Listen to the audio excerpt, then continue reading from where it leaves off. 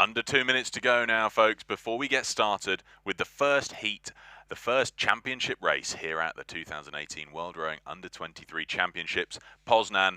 We've got a great lineup here. It's the first heat for the Under-23 Men's Coxed 4. Germany in lane 1, Romania in lane 2, New Zealand in 3, Russia in 4, and Italy in lane 5. Drodzy Państwo, niespełna minuta dzieli nas od rozpoczęcia pierwszego eliminacyjnego wyścigu w ramach Mistrzostw Świata w wioślarstwie do lat 23. Jako pierwsi na pierwszy ogień pójdą zawodnicy rywalizujący w konkurencji czwórek ze sternikiem. Na starcie zobaczymy 5 osad. Na torze pierwszym Niemcy, na torze drugim Rumunia, na torze trzecim Nowa Zelandia, na torze czwartym Rosja i na torze piątym Włochy. Great view here across the start, all of these athletes lining up. Less than 30 seconds to go before we're underway with the first heat of the day. The first two go through to the A final, and the rest will go through to the repechage. Russia had a yellow card before getting up to the start for an issue with the weigh-in and being on time for the weigh-in there. So yellow card already out there, but we'll be looking at that keen dividing line between second and third place here. The first two go through to the A final, which means that they don't have to go through the repechage. There we go, the buzzer goes, and we're underway with the first race of the heats. It's the heat for the men's Coxed 4. A bit of a choppy start there for the Italians, but they're getting into it now, starting to settle back into it. It also didn't look like the best of starts for the Russians there in lane 4, but we can see them rocketing out of the blocks there, and the early leaders are in fact Italy, despite that slightly turbulent start. Drodzy Państwo, pierwszy wyścig rozpoczęty. Ja dodam tylko, że do finału A bezpośredni awans uzyskają osady, które zajmą pierwsze 2 miejsca. Pozostałe łodzie będą walczyły w repasażach. No i w tej chwili fantastycznie wystartowali reprezentanci Włoch, którzy są w tej chwili na prowadzeniu. Tuż za nimi chyba Nowozelandczycy, ale tak naprawdę to są pierwsze metry. W tej chwili kształtuje się stawka. Nieco z tyłu zostają reprezentanci Rumunii, ale to nie jest wielkie zaskoczenie. Zobaczymy, jak ta sytuacja będzie rozwijała się w dalszej fazie tego wyścigu.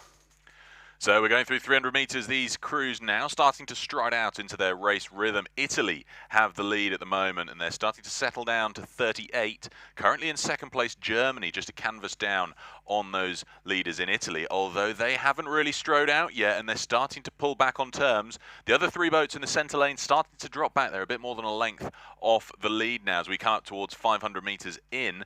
I think we can expect to see the Kiwis start to put in a bit of a surge through this middle thousand. They don't always go out as the fastest from the blocks, but we often see this with the Kiwi squads. They build momentum through the middle of the race.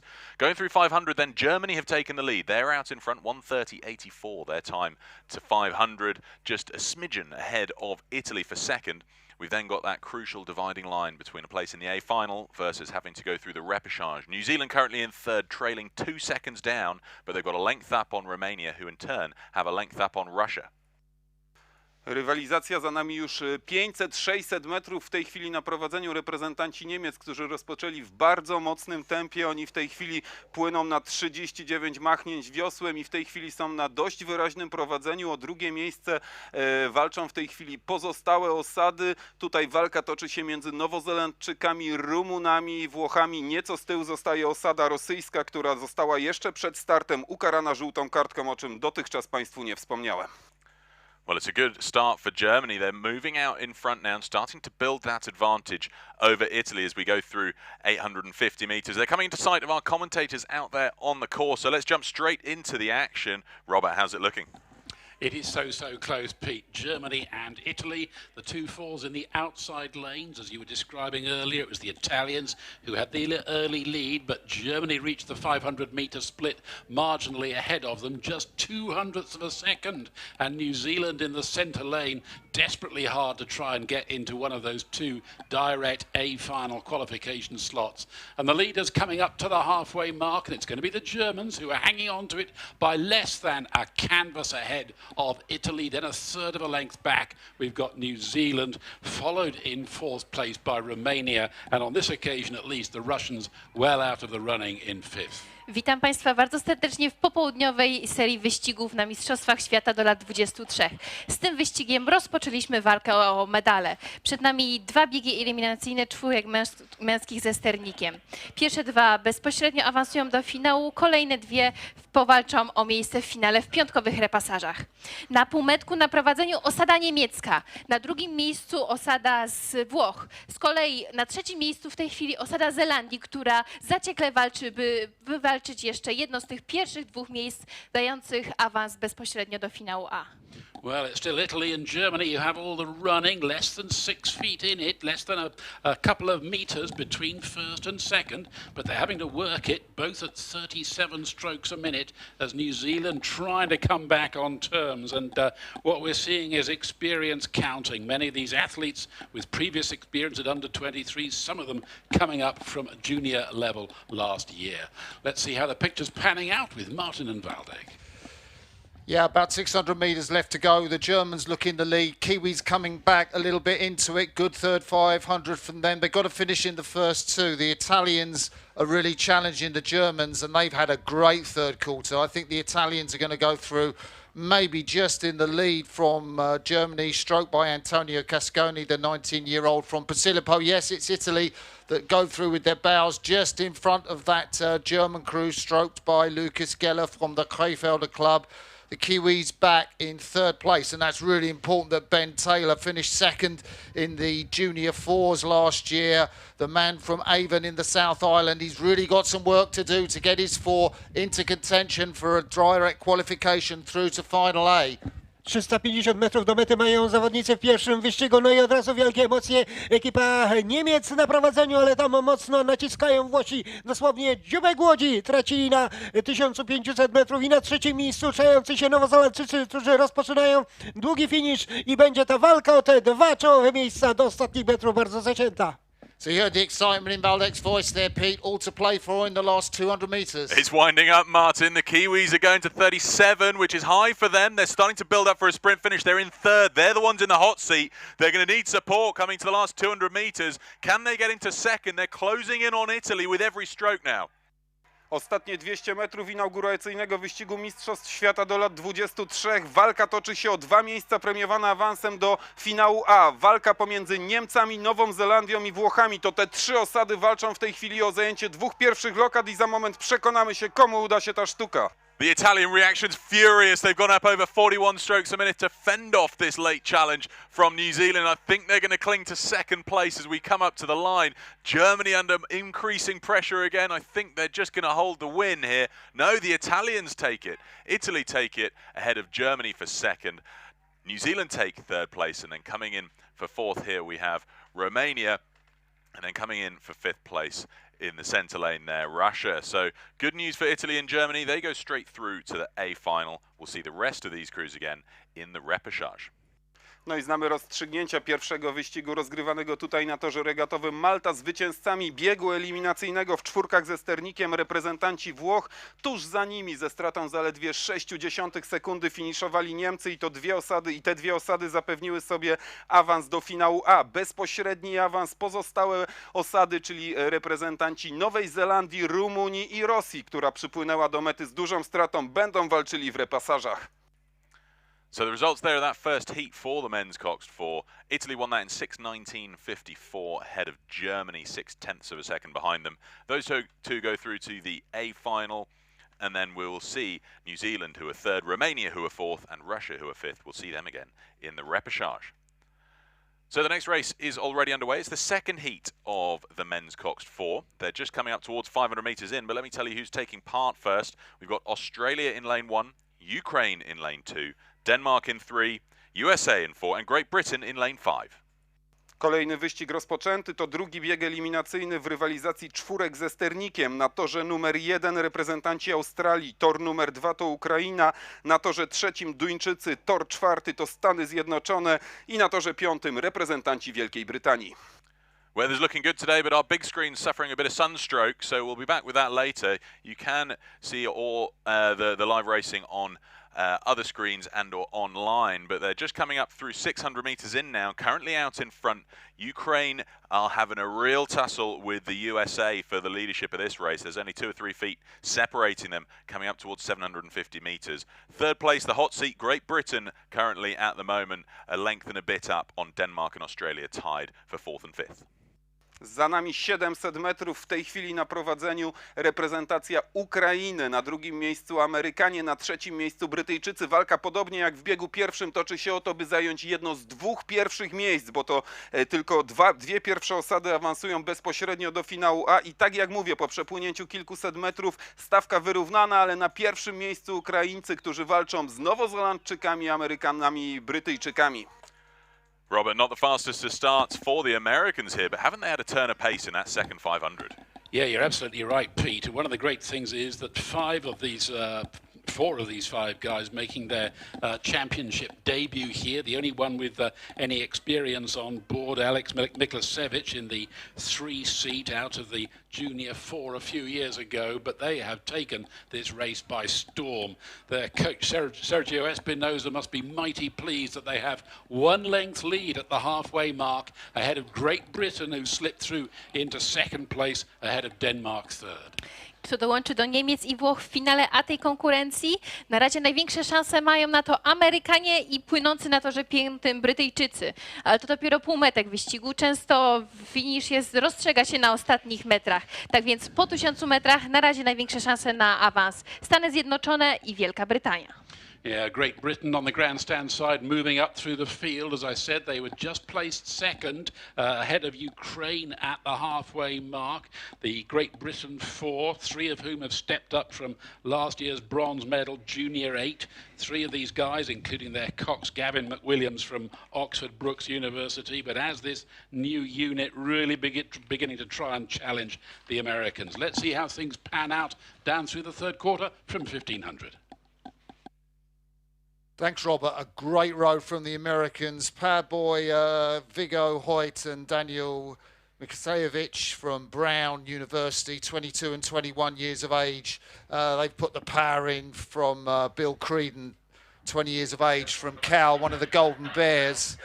And up in the bows, Peter Arteta from Northeastern University, 22 years of age. That power's really proving too much for them. They're really smacking that boat along, just really as a Cox 4 rows best, and the distance between them and the British crew, it's a very strong British crew stroked by Oscar Lindsay, and that's a really, really good margin to have over a very strong crew. America out in front qualifying. Britain have the narrowest of margins over there on the far side between them and the Aussies. Fraser Pensini from the University of Western Australia in the stroke seat. That crew coached by Nick Garrett, and they are desperately trying to get back on terms of the British eyes in the boat, and they're not looking over, but the Australians, I bet they know exactly what they've got to do to get close to Britain. Just 2 through to the final. It's all to play for between Australia and Britain for that 2nd place. 300 metrów do mety na prowadzeniu już z dużą przewagą Amerykanie, a później finiszują coraz lepiej Brytyjczycy, którzy przesunęli się na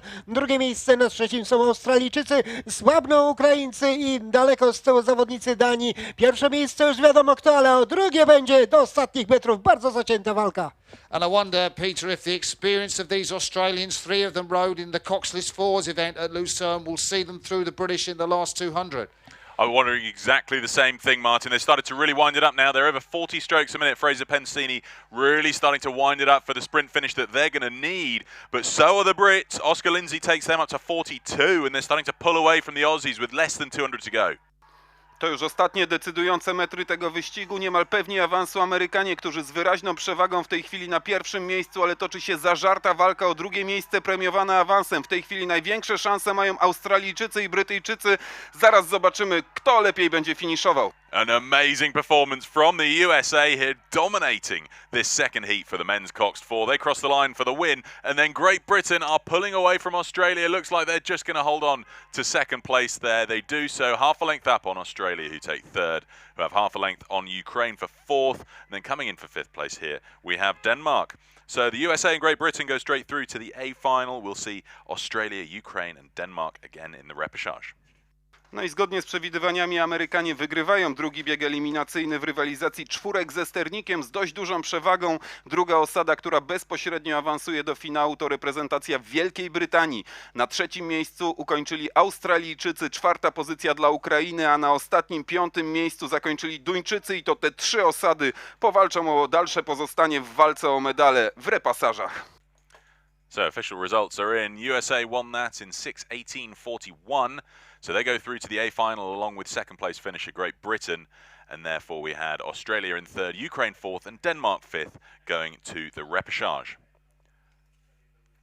So that was the second heat for the men's Coxed 4. We're moving on now to the lightweight men's single sculls, which is already well and truly underway.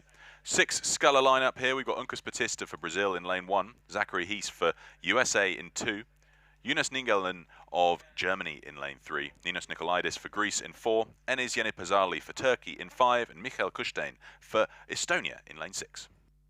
A przed nami wyścigi eliminacyjne w jedynkach wagi lekkiej mężczyzn.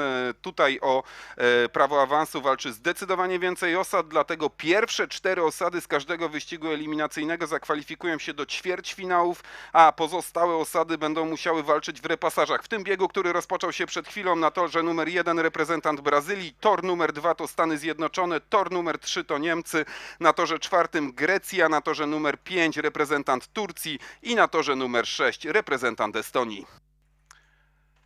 So they're coming up towards the 1,000-meter mark already, and out in front we've got the Greek sculler Nikolaidis, currently leading the German sculler Ningelgen, who was given a yellow card at the start for being late to the start. Doesn't seem to be hindering him whatsoever coming up towards halfway here and into sight of Robert and Natalia. And for the first time this afternoon, we've got Uncas Batista for Brazil, the reigning world champion in this boat class after last year's regatta at Plovdiv, but he's being bettered at the halfway mark by 1 length by Nikolaidis, who he last went head-to-head with in that A final a year ago, where the Greek finished down in 6th place. But it's Greece leading the way home by 1 clear boat length ahead of a very tightly packed field. But don't forget that the qualification rules in this event mean that the first 4 across the line in each of these heats progress through to the quarterfinals. So I think Batista's still looking pretty safe there. The best of the rest, well, Ningelgen looking very strong for Germany, as is on the grandstand side the Estonian Kushtain. Proszę Państwa, pierwszy z 5 biegów eliminacyjnych jedynek mężczyzn wagi lekkiej już za linią 1000 metrów. Na półmetku bardzo ciekawa sytuacja. Wszystkie 6 zawodników płyną bardzo wyrównanie. Różnica między najlepszym czasem a najgorszym to niecałe 3 sekundy, tak więc spodziewajmy się walki na ostatnich metrach o wejście do ćwierćfinału. Well, Nikolaidis still leading the way down through the third quarter. Batista squeezing up there ahead, trying to stay ahead of Ningelgen. Zach Hees for the United States in there with a shout, marginally ahead of the Turk, with Kushtain now trailing this field. But there's all to play for. There's still more than 700 meters left to run. Over to Valdeg and Martin. Batista's turning the afterburners on. The 21-year-old world champion in this event is really struggling to push and come through the Greek. Fantastic scull from the 20-year-old Nikolaidis in that Greek quad that took a lightweight bronze medal behind France and Britain in the Worlds at Sarasota last year. He's looked across. He's got about a canvas lead, maybe half a length on the world champion. It's going to be a fantastic scull for the Greek, whatever the result. He's going to go through.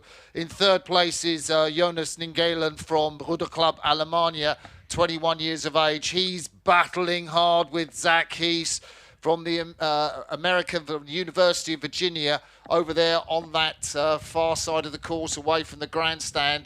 He looks to be holding that 4th position at the moment. Bit of a battle with Estonia though.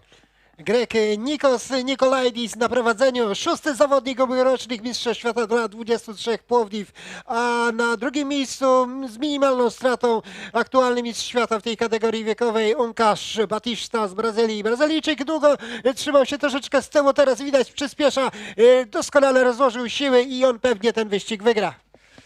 Can the Greek hold off the Brazilian, Pete?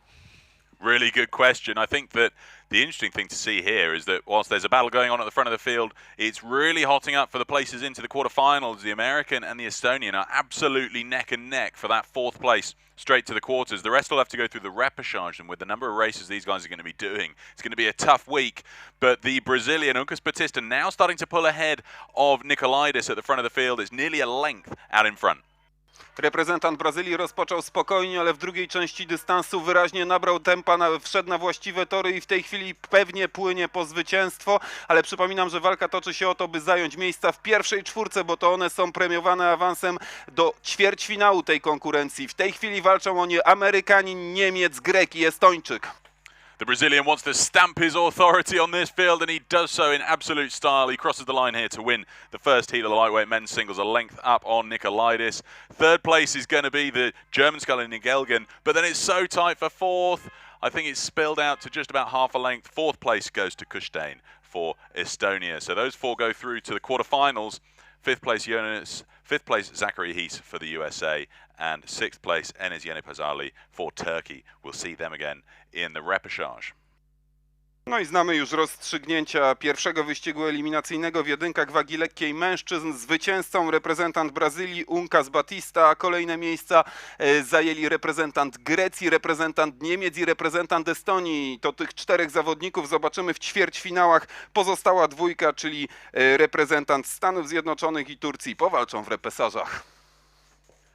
Second heat is already well underway. The time for that first one, though, Uncas Batista 7:09.05. So that's the benchmark that we've seen in that first race for the lightweight men's singles here at the 2018 World Rowing Under-23 Champs.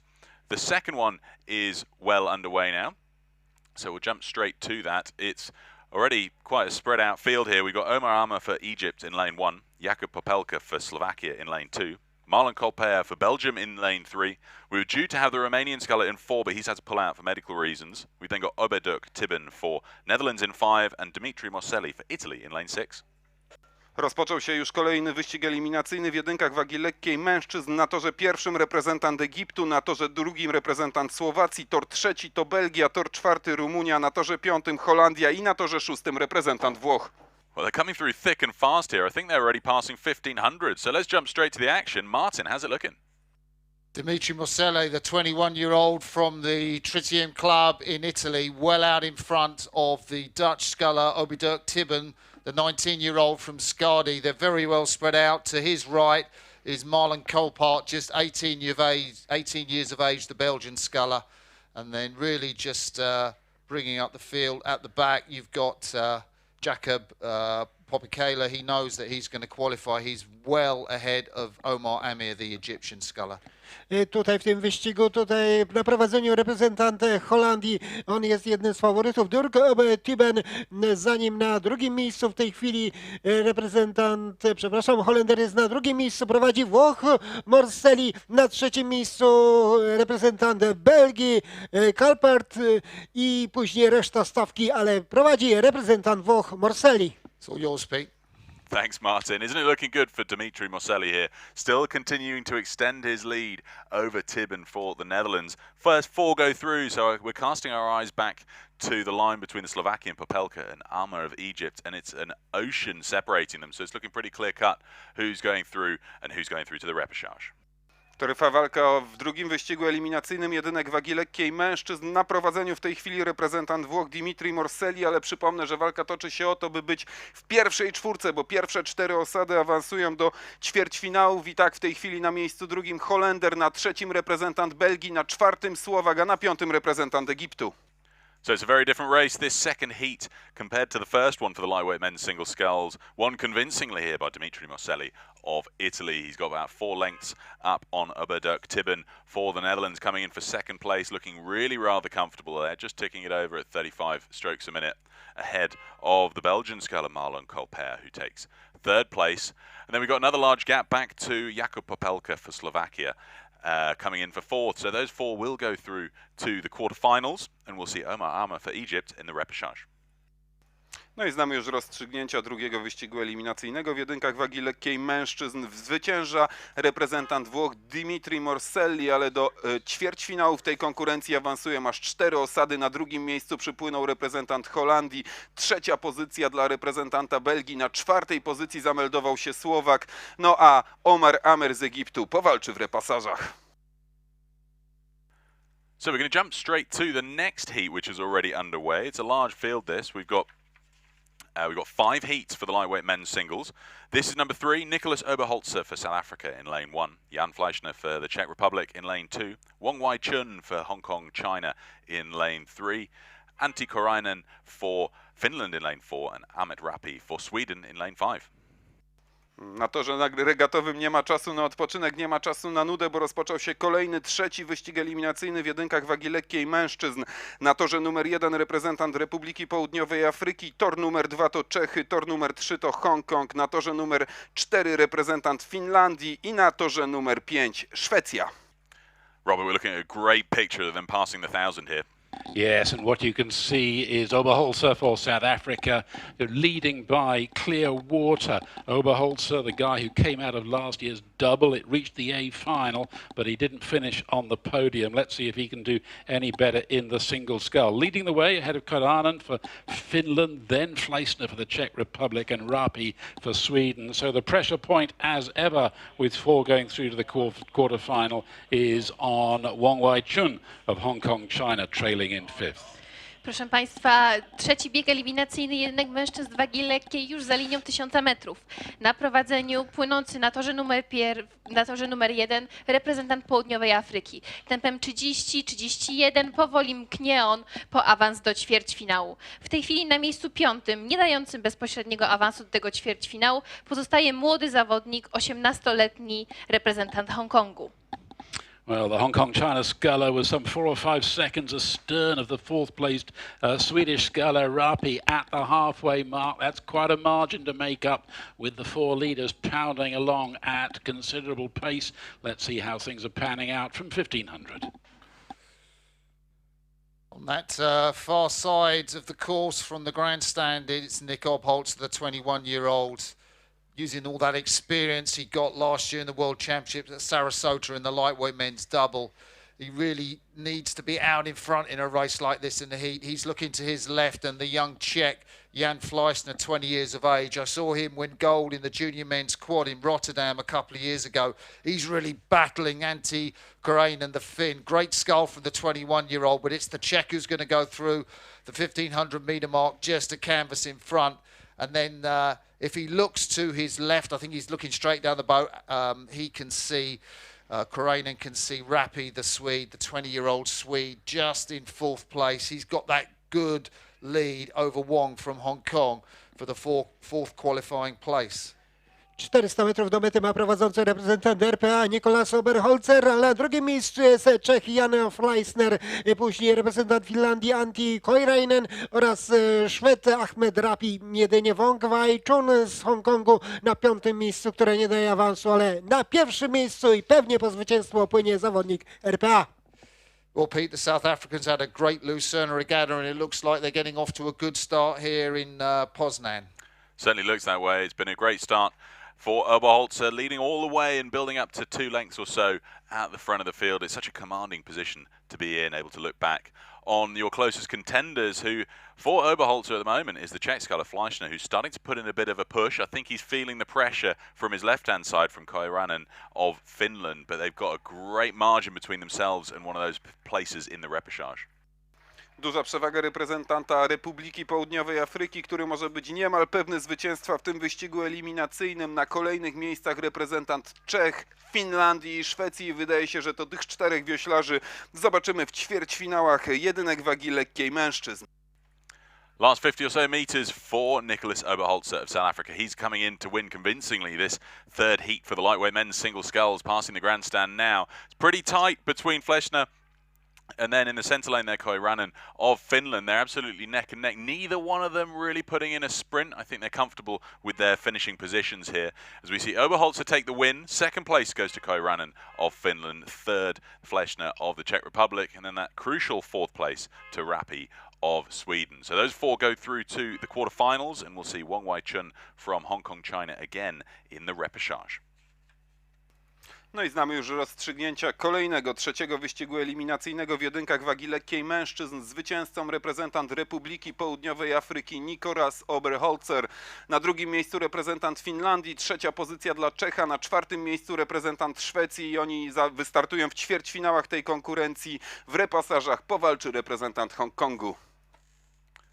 So the official time in there, Nicolas Oberholzer wins that in 7:21.72 ahead of Antti Koiranen of Finland for second, Jan Fleischner of the Czech Republic for third, and Ahmet Rapi of Sweden for fourth. They go through the quarters. We'll see Wong Wai-chun, who plays fifth in the repechage. Next race is already motoring down the course. We've got Mohamed Taib of Tunisia in lane 1, Hugo Bourret for France in 2, Jan Schäuble of Switzerland in lane 3, Rainer Keplinger for Austria in 4, and Hugh Sutton for Ireland in lane 5. Rozpoczął się kolejny, czwarty wyścig jedynek wagi lekkiej mężczyzn i tak, na torze numer 1 reprezentant Tunezji, tor numer 2 to Francja, na torze trzecim Szwajcaria, tor numer 4 Austria i na torze numer 5 reprezentant Irlandii. So we'll jump straight to it. Field starting to spread out as it passes the 1000. Yes, and Hugo Bourret leading the way for France by a little margin of clear water ahead of second place Taib of Tunisia, the North African sculler who's facing his 4th consecutive under-23 World Championships in the lightweight singles, getting better and better with every successive season. An A finalist last year, can he go one better still? Austria 3rd ahead of Schäuble of Switzerland 4th, with Hugh Sutton, the newcomer from Ireland, just a length back in 5th. I na półmetku tego wyścigu to Francuz Hugo Bourret, który prowadzi stawkę. Wysokim tempem 35-36 prowadzi i zmierza po zwycięstwo w tym biegu. Na drugim miejscu Tunezyjczyk. Well, it's still open as the 5 scullers proceed down the third quarter. Sutton could still come back into it for Ireland if the cheers from the bank behind us are anything to go by. Let's see the latest state of play with Valdegan Martin. Hugo Bourret from Nancy in the east of France, out in front. He really has dominated this race from the first 500 metres, and France so strong in lightweight men's sculling. Here's another one to go with the likes of Azu and Nguyen. Hugo Bourret leads the race by clear water. He looks to his right, and over there is Mo Taib, the 21-year-old who sculled in the Rio Olympics when he was just 19.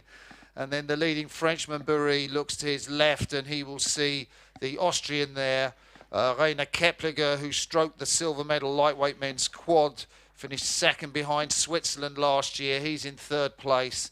And then Jan Schäuble, the Swiss, the 18-year-old Swiss, one of the youngest in this field, is in the 4th qualifying place. The Irishman out of it at the moment. Francuz Hugo Bourret na prowadzeniu pewnie 2-3 długości łodzi nad reprezentantem Tunezji Mohamedem Taibem, ale on to jest doświadczony zawodnik, 21-letni, zatem to nie jest duża niespodzianka, że on jest na drugim miejscu. Później Szwajcar, Austria, jedynie zawodnik z Irlandii Hugh Sutton na ostatnim, 5. miejscu, które nie daje kwalifikacji. And Hugo Bourret doing a lot of work in the front part of the stroke, really gets hold of it well, doesn't do too much at the finish, no big lean back. It's quite early out, but he doesn't do anything to disturb that boat, Pete. No, he's looking so clean up in the front here, but pressure's on at the back of the field. I think that it's clear-cut who's going through, but you can see Hugh Sutton trying to wind it up for the finish now. He's gone to 36, 37 strokes a minute, doing all he can to get back into contention for a place straight through to the quarterfinal. Good to see he's not letting it go just yet as they come into the last 250, but a great race. Hugo Bourret for France, still winning convincingly. Ostatnie 200 metrów tego wyścigu i niemal pewne zwycięstwa reprezentant Francji Hugo Bourret. On tutaj z bardzo dobrej strony od początku narzucił bardzo mocne tempo i pewnie zmierza do linii mety. Na kolejnych pozycjach w tej chwili reprezentant Tunezji, reprezentant Austrii, reprezentant Szwajcarii. Wszystko wskazuje na to, że poza stawką pozostanie Irlandczyk. Awesome sprint finish here from Keplinger. Goes up over 40 strokes a minute. Clearly just wanting to show the Tunisian sculler Taib on the far side that he means business when it comes to the sprint finish. Hugo Bourret for France takes the win, though, in this 4th heat for the lightweight men's singles. A length up on Keplinger, who has a length on Taib, and then 2 lengths back to Schäuble of Switzerland. That's the 1, 2, 3, 4. They go through to the quarterfinal. We'll see Hugh Sutton from Ireland in the repechage. Od startu do mety reprezentant Francji prowadził i to prowadzenie dowiózł do końca. Hugo Berry zwycięzcą kolejnego biegu eliminacyjnego w jedynkach wagi lekkiej, a na kolejnych miejscach rywalizację zakończyli reprezentant Austrii, reprezentant Tunezji, który przez długi czas był na miejscu drugim, a ostatecznie został sklasyfikowany na miejscu trzecim, i reprezentant Szwajcarii, pozycja czwarta. So that was the fourth heat, and we got some times in now, which was a win to Hugo Berry in 7:06:01, ahead of Keplinger, Tayeb and Schäuble. They go through to the quarterfinal, and we'll see Sutton again in the repechage, as I say. So 7:06:01 is the great time for that fourth heat, but the fifth heat is already coming quickly down the course. We've got Sean Murphy for Australia in lane 1, Askial Thurm for Norway in 2, Daiki Ito for Japan in lane 3, Cody Lucas Anderson for Denmark in 4, and Eduardo Sousa for Portugal in lane 5. Przed nami ostatni, piąty eliminacyjny wyścig w jedynkach wagi lekkiej mężczyzn. Na torze pierwszym Australijczyk, tor drugi to reprezentant Norwegii, na torze trzecim Japończyk, na torze czwartym reprezentant Danii i na torze numer 5 reprezentant Portugalii. No Aussies on their feet yet, but they ought to be. Sean Murphy's out in front going through the 1,000. Robert? Yeah, absolutely right. The 22-year-old from Mossman Rowing Club is 2 lengths clear of the rest of the field. As one might expect, this is a guy, relatively little experience at world level, but he went straight into the Rothsay Regatta in Lucerne 10 days ago and finished in the A final. So I'm sure there's more to come from Murphy. Not far behind Thurm, the experienced Norwegian, in second ahead of Denmark and Portugal, with the pressure point on Ito of Japan in 5th. I przed nami ostatni bieg w konkurencji jedynek mężczyzn wagi lekkiej. Zaraz od początku wyścigu mocne tempo narzucił reprezentant Australii płynący na pierwszym torze. Kolejne miejsce należy do reprezentanta Norwegii i Danii. W tej chwili o ostatnie, czwarte miejsce dające awans do ćwierćfinału za cięcie walczą Portugalczyk i Japończyk. Murphy down at 33 strokes a minute. He's still being outpaced by Anderson of Denmark, but the Dane's higher rate not making any impression on the leaders as Murphy heads down with clear water within sight of 1,500. He's looking great, Murphy. Very uncomplicated sculling style. Just lets the boat glide underneath him and then comes out in front. Repeats that. Long strokes. His coach, Matthias Ungermach, is going to be very pleased with the 22-year-old from Mossman. He's going to hit the 1,000 metres in front. It's a decent scull from him. He's got a lot of clear water on Askial Thurm. We've seen Ask around lots of times now. He's a very, very competitive, fierce sculler, particularly in the last part of the race. He's going to go through in second place. In third, you've got Cody Lucas Anderson, the 21-year-old Dane. He's having a great head-to-head battle with Eduardo Sousa from Portugal. Just off the back is Daiki Ito from Japan at the moment. And those are the 4 look likely to qualify. But Murphy is looking fantastic out in front. Australijczyk Sean Murphy już daleko uciekł reszcie stawki. Na drugim miejscu jest Askial Thurm z Norwegii, a o trzecie miejsce tutaj walczą Duńczyk Anderson oraz naciskający go Portugalczyk Sousa. On tutaj jest bardzo blisko Duńczyka i to trzecie miejsce jest dla niego całkiem realne. Na 5. miejscu, które daje tylko awans do repesaży, jest Japończyk Ito. I think Pete Murphy he waits at the front end. He just lets that blade come through, so he looks so long and then sweeps it out the back end. Great style. So efficient the way that he does it. He's there at 30 strokes a minute. He's not the fastest boat out there on the water. I think he knows that he's built up a comfortable enough margin, and if he needs that extra gear, he can go to it. But we're coming to the last 200 metres now, and I think he's starting to ratchet it back up again, starting to feel the pressure as we see Thurm start to sprint. He's gone to 37. That little tussle in the centre field there's developed, where we've now got Denmark at risk of falling into 5th place. Decydujące metry, decydujące momenty tego wyścigu. Na trybunach rozpoczynają fetowanie kibice z Australii, bo Sean Murphy pewnie zmierza po zwycięstwo w tym wyścigu, a walka toczy się o to, by zająć miejsce w pierwszej czwórce i wydaje się, że Japończyk i Duńczyk będą walczyli właśnie o osiągnięcie tego celu do samego końca. What a recovery from Daiki Ito. He's gone up to 35. He's really putting the pressure on Andersen here for Denmark. It's a race at the back of the field for a place straight through to the quarters. It's certain that Sean Murphy's going through for Australia. Dominant race from him. Chum's going to go through second. But look at this. It's so hot for that fourth place. It's going to come down to the line. Third goes to Sousa. Fourth, I think, is just Daiki Ito of Japan ahead of Andersen. We'll need to wait for the official result to confirm that. But an amazing sprint finish from that young Japanese sculler. No i zgodnie z przewidywaniami, zgodnie z tym, co działo się na całym dystansie, zwycięzcą tego biegu eliminacyjnego Sean Murphy z Australii. Na drugiej pozycji reprezentant Norwegii, pozycja trzecia to reprezentant Portugalii, a Japończyk i Duńczyk do ostatniego metra walczyli o to, by zająć pozycję czwartą, dającą awans do ćwierćfinału i dosłownie o centymetry lepszy był Daiki Ito z Japonii. To on najlepszej czwórce tego wyścigu z prawem awansu w ćwierćfinale, Duńczyk na miejscu piątym w repasażach. So the results are in. Sean Murphy takes the win, 7:13.07. Chum for Norway second. Third goes to Sousa, and Daiki Ito of Japan just takes fourth place. What's that, 900ths of a second ahead of Cody Lucas Andersen of Denmark. He'll have to go through the repechage to contend for another attempt at getting into the quarterfinals.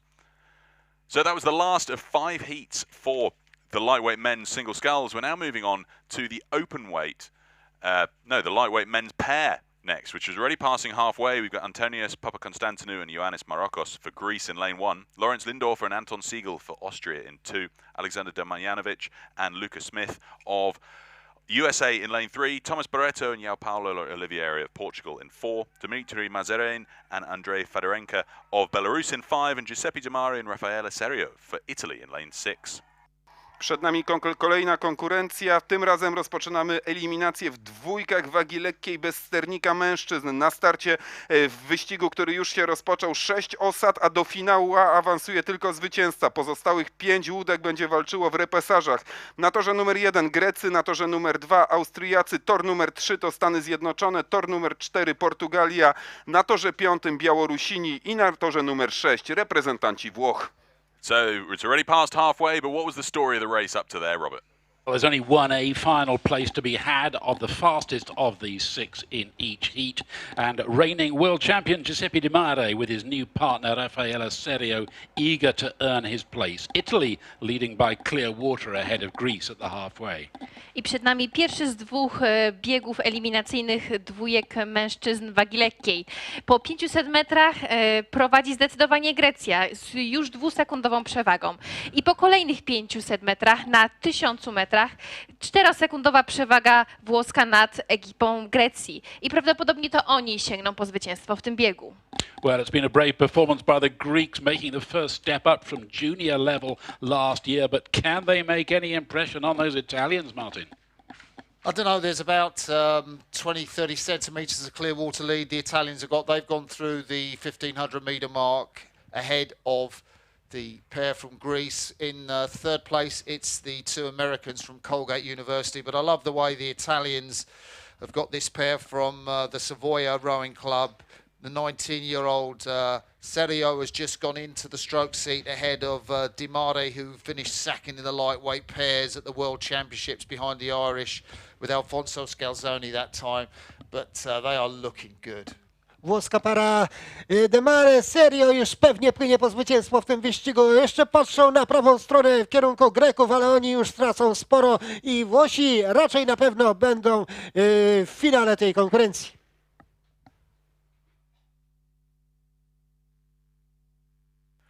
So they're coming into the last 250 metres now. What a race here from the Italians. Di Mare, Serio, they were late at the start. They're not going to be late at the finish. They're dominating, or now about to be dominated by the Greeks. Papakonstantinou and Marokos moving right up. Look at them on their far side. It's a great sprint finish developing here as we see the Greeks go up to 44 strokes a minute. Really impressive stuff. There's only one place to the A final, and it's between these two. Decydujące momenty tego wyścigu. Na pierwszym miejscu reprezentanci Włoch, ale mocno naciskają ich Grecy. No i za moment przekonamy się, która z tych osad uzyska bezpośredni awans do finału A.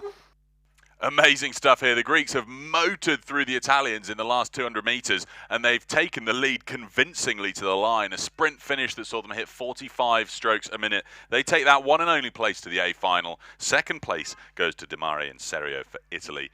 Coming in for third then in the centre lane, we've got the USA.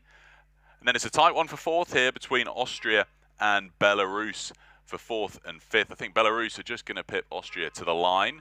That means Austria take fifth, and then coming in for sixth place, we've got Portugal. So a tight one to the finish there. We've got the results starting to come in slowly, but it'll be Greece that go through to the A final. Fantastyczny finisz reprezentantów Grecji dał im bezpośredni awans do finału A tej konkurencji. Zwycięzcami Antonios Papakonstantinou i Ioannis Marokos. Na kolejnych pozycjach wyścigu kończyli Włosi, Amerykanie, Białorusini, Austriacy i Portugalczycy i to te osady powalczą w repesażach. There are the results. 6:41.39, a win for Papakonstantinou and Marokos of Greece. They go through to the A final. Italy second, USA third, Belarus fourth, Austria fifth and Portugal sixth. They're going through to the repechage. That was the first heat. The second heat is already well and truly underway. We've got Bence Jabo and Bence Slovak of Hungary in lane one, Nikita Kachichin and Daniel Fernica of Moldova in lane two, Julius Wagner and Henning Sprossmann of Germany in three, Philippe Inostroza and Roberto Livald for Chile in four, and Shane Mulvaney and David O'Malley for Ireland in lane five. Rozpoczął się już kolejny, drugi wyścig eliminacyjny w dwójkach wagi lekkiej bez sternika mężczyzn. Na torze numer 1 reprezentanci Węgier, tor numer 2 to Mołdawia, na torze trzecim Niemcy, tor czwarty to Chilijczycy i na torze piątym reprezentanci Irlandii. Well, they were second through the 500 metres, but Ireland really building momentum through the 1,000. Yes, Pete, they really want to take that direct place to the A final. Mulvaney and O'Malley, who beat the reigning world champions O'Driscoll and O'Donovan at Cork Regatta last month. So they really know that they're on form and looking to move up from the bronze medal slot last year. Not far behind, though, Wagner and Sprossmann for Germany, hanging on to second place at the halfway mark. But only the first will go through to the A final. I na półmetku to Irlandia z czasem 3 minuty 20 sekund prowadzi. Mają 3-sekundową przewagę nad płynącymi na torze trzecim Niemcami. Czy uda im się tą przewagę zachować do końca? Niemcy wyglądają mocno i pewnie. Czy zaatakują na ostatnich metrach, by powalczyć o bezpośredni awans do finału A? Well, the Irish, Mulvaney and O'Malley now pumping away at 35. Not quite as high as we saw their senior compatriots complete the World Championship course at Sarasota last year, but still enough to hang on to first position, Martin. It is, and that's a decent scalp to have if you can beat O'Donovan and O'Driscoll. Not the most important of Irish regattas. Antonio Maragiovanni was telling me earlier this afternoon, but still it's a good scalp to have. These two Irishmen, Mulvaney and O'Malley, it's their last year in the under-23s. This is their time, and they took that bronze medal behind the Italy and Turkey in Plovdiv at these championships, and boy have they got a lead in this race. They must have about 3-4 lengths of clear water. It's nice and easy. Just looking at the stern of their boat as they run on through the front end of the stroke. No check on there for Felipe Schell at all. The Germans in second place from Ruder Club Hansa Dortmund and Ruder Club Etuvessen, Wagner and Sprossmann. They're not going to trouble the Italians. In third place, it's the Chileans. And then we go back to Hungary. Right in the last place, it's the Moldovan crew. Ireland looks supreme, though. Oj, bardzo trudno będzie dogonić ekipę Irlandii, która tutaj jeszcze bardziej się umocniła na tych ostatnich metrach. 300 metrów do mety. Irlandia z dużą przewagą nad Niemcami, którzy raczej pilnują teraz tej drugiej pozycji, bo na trzeciej mocno naciskają Chilijczycy, ale później Węgrzy oraz reprezentanci Mołdawii. So you can just look back at the rest of the field and think, well, we've got this race in the bag, Pete. Yeah, it's a good question, Martin. Can anybody relax when you're out at the front of the field? That's when you get complacent, mistakes are made, and it can cost you the race. We saw that with a number of athletes in the closing stages of World Championship finals. But fingers crossed that doesn't happen here today. Shane Mulvaney and David O'Malley, absolutely a dominant force here. They're striking 33, holding a really comfortable lead over this tussle between Germany and Chile for second place. To już ostatnie metry tego wyścigu. Na prowadzeniu reprezentanci Irlandii, ale o drugą pozycję walczą Niemcy i Chilijczycy. Za moment przekonamy się, która z tych osad rozstrzygnie tę walkę na swoją korzyść, a Irlandczycy pewnie zmierzają po awans do finału A. A great sprint from the Chileans in Ostroza and Levold, doing their best to move through Germany, but they've reacted. They've gone up to 39, still neck and neck. But we see here Mulvaney and O'Malley take the win in the second heat of the lightweight men's pair. And then it's coming to the line, absolutely neck and neck. A really valiant charge. The Chileans take it a foot up on Germany to the line. Nonetheless, it's a race of pride of place there because they'll both be going through to the repechage. Only one went through to the A final. That was Ireland here in this second rep. Coming in for fourth place, then over on the far side, we have the Hungarians, Jabo and Slovak, who are 3 to 4 lengths up on the Moldovans, Kacicin and Furniture. Great race from them. We'll see them in the repechage. Świetny wyścig w wykonaniu Irlandczyków i to oni są zwycięzcami. To Shane Mulvaney i David O'Malley awansowali bezpośrednio do finału A. Na kolejnych pozycjach Chilijczycy, reprezentanci Niemiec, Węgrzy i reprezentanci Mołdawii. To ostateczna kolejność w tym wyścigu eliminacyjnym dwójek wagi lekkiej bez sternika. So results are up on the screen. There is a win to Ireland, 6:50.92. Second place Chile, third Germany, fourth Hungary and fifth Republic of Moldova. We'll see them in the repechage. So that was the second and last heat for the lightweight men's pair. We're moving on to the first heat now for the lightweight women's quadruple sculls. It's a 4-boat lineup. Italy in lane 1, Germany in 2, Denmark in 3 and USA in lane 4. Przed nami eliminacje w czwórkach podwójnych wagi lekkiej kobiet. Na starcie zobaczymy 4 osady. 4 osady rozpoczęły już w zasadzie zmagania. Na torze numer 1 reprezentantki Włoch, tor numer 2 to Niemcy, na torze numer 3 Dania i na torze numer 4 reprezentantki Stanów Zjednoczonych. Beautiful weather here on the side of Lake Malta. Let's catch up with our commentators Robert and Natalia. Guys, how are the conditions at halfway? A change of event, but no change in the qualification rules. Only the leading crew across the line in the lightweight women's quads will go through direct to the A final. And Italy, as the reigning world champions, eager to book that place. Only their 2 athletes, Paola Pizzaiola, survives from that gold medal crew last year in Plovdiv. But this Italian quad looking absolutely supreme. Rating 37, 2.5 lengths clear of Germany, the USA and Denmark. I kolejny event przed nami, czwórki podwójne wagi lekkiej kobiet. I tutaj nie ma niespodzianki, to Włoszki pewnie idą po zwycięstwo w tym biegu. Płyną bardzo wysokim tempem, aż 37 pociągnięć na minutę. W tej chwili posiadają prawie 5 sekund przewagi nad kolejną odsadą, czyli Niemkami. Denmark up the rate a little to try and get back on terms, but surely nothing is going to dent that Italian lead, still pumping away at 37 with that massive lead of some 7 seconds clear of the field, Martin. They've just got such an effective lean back at the finish. They really send that boat, just get hold of it, and then the bodies just snap back right at the finish, and the boat just runs on. And that's a fantastic scull from the Italians because they're basically killing the field. They look to their left and they can see Germany in second place with Marion Reithart from the quad that finished third behind Italy, and then the USA on this near grandstand side. But the Italians look fantastic, and let's just give a name check. The 20-year-old Anna Noceda from the Lario Club, Allegra Francalacci from Firenze, Paola Piazzola, the experienced one, back in the 2-seat again, 21 years of age, from the Fiammi Rossi Club, and then in the bows, the 18-year-old, the youngest from the Eterna Club, Guila Mingiemi. They are miles out in front. 400 metrów do mety mają Włoszki, które bardzo płynnie, bardzo pewnie płyną po zwycięstwo w tym wyścigu. 3 długości łodzi przewagi nad ekipą Niemiec. Później jest reprezentacja Stanów Zjednoczonych i na końcu Dunki. Ale to Włoszki dominują i Włoszki będą w finale A. So it's a really impressive display of crew sculling, and it's like the Italians have got a headlock on this event, Peter. It doesn't seem the rest of the world can upset them. No, they're absolutely blistering out in front here. They're still building that lead over the Germans with just about every section of the race that they go through. They've extended it to 7 seconds now, coming to the last 250 meters, and they're untouchable. They're winding it up for a sprint finish as well. Ariana Noceda, Allegra Francalacci, Paola Piazzola, Giulia Mingiemi. They're a really powerful combination here. Nobody's going to touch them. I think they've sewed up that place through to the A final. But it'll be an important jostle for positions between Germany, USA and Denmark as they size each other up for when it comes to that rep.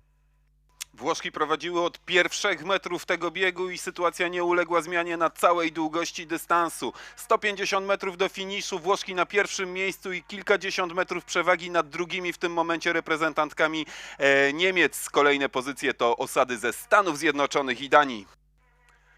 30 or so meters to go, and it's such a dominant performance here. They look fantastic coming up to the line, a real demonstration of excellent women's quad sculling there. They take the win. Miniemi, Piazzola, Francalacci and Noseda for Italy win that first heat. They go straight through to the A final. Germany coming in for second place here, 2 lengths up on the USA, who in turn have 2 lengths up on Denmark. We'll see them in the repechage. I znamy już rozstrzygnięcia tego wyścigu. Ze zwycięstwa cieszą się Włoszki i to one będą odpoczywały w najbliższych dniach, będą zbierały siły przed finałem. Zwyciężczyniami Giulia Miniemi, Paola Piazzola, Allegra Francalacci i Ariana Noseda. Na kolejnych pozycjach reprezentantki Niemiec, Stanów Zjednoczonych i Danii. Te osady czekają repesaże tej konkurencji. So that was the first heat for the lightweight women's quads. The second heat has already started. 3 boats. We got France in 1, Japan in 2, and the Netherlands in lane 3. No i drugi wyścig eliminacyjny w czwórkach podwójnych wagi lekkiej kobiet. Na torze numer 1 osada z Francji, tor numer 2 to reprezentantki Japonii, na torze numer 3 Holandia.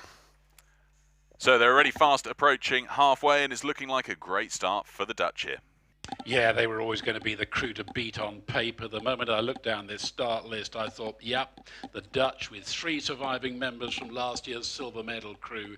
And reflecting that, they've gone right out in the lead from the word go and are leading the French in second place by about a length and a half at the halfway mark. France, in turn, have a length advantage ahead of this new combination from Japan. These athletes who come out of last year's junior double, under 23 double and single, but against a set unit like the Dutch, with only Floor van Lieshout in the 3-seat making her appearance here inside these silver medalists from last year, the Dutch look absolutely unbeatable. Która z osad dołączy do fenomenalnych Włoszek w finale A czwórek podwójnych kobiet wagi lekkiej? Na razie największe szanse na zwycięstwo w tym biegu mają Holenderki. Tempem 35-36 mkną po zwycięstwo. Niemniej jednak bardzo mocno płyną również Francuski na torze pierwszym. Tempem 36-37. Czy uda im się odebrać zwycięstwo w tym biegu? W tej chwili wciąż 20 metrów różnicy między tymi dwoma osadami. Czy Francuski znajdą na tyle sił, by zaatakować i powalczyć o bezpośredni awans do finału A? Well, the 3 quads now moving rapidly down the third quarter. France and Japan beginning to flag a little, but absolutely constant boat speed from the Dutch, who've extended their lead as they come within sight of Martin and Waldeck.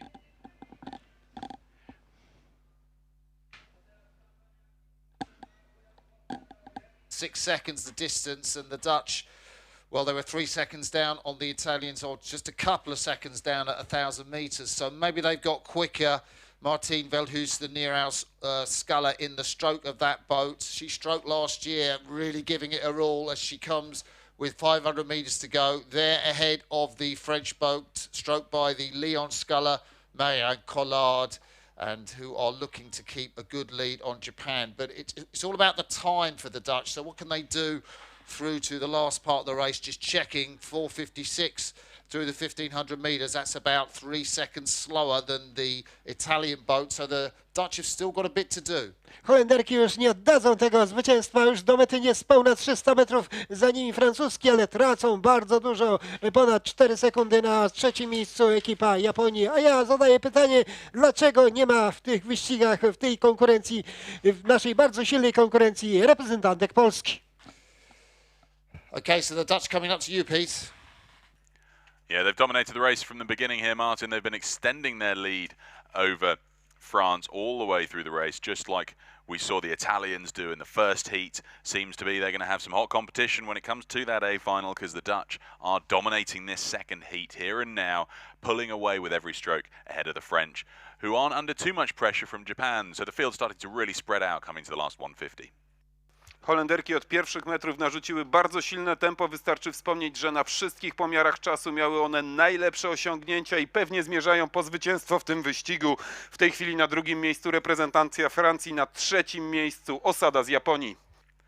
Last 50 minutes to go. The Dutch looking great here, striking 35, leading for the French at 37 now. So they're putting a bit of a turn of pace into the last 100 meters, but the Dutch take the win here ahead of France, who takes second, and then we've got Japan third, which means that the Netherlands goes through to the A final. We'll see France and Japan again in the repechage. No i nic się nie zmieniło na ostatnich metrach. Z dużą przewagą Holenderki triumfują w drugim wyścigu eliminacyjnym czwórek podwójnych wagi lekkiej kobiet. Na drugim miejscu osada z Francji, na trzecim miejscu osada z Japonii, a to oznacza, że Holenderki uzyskały bezpośredni awans do finału A, a pozostałe dwie osady czeka walka w repasażach.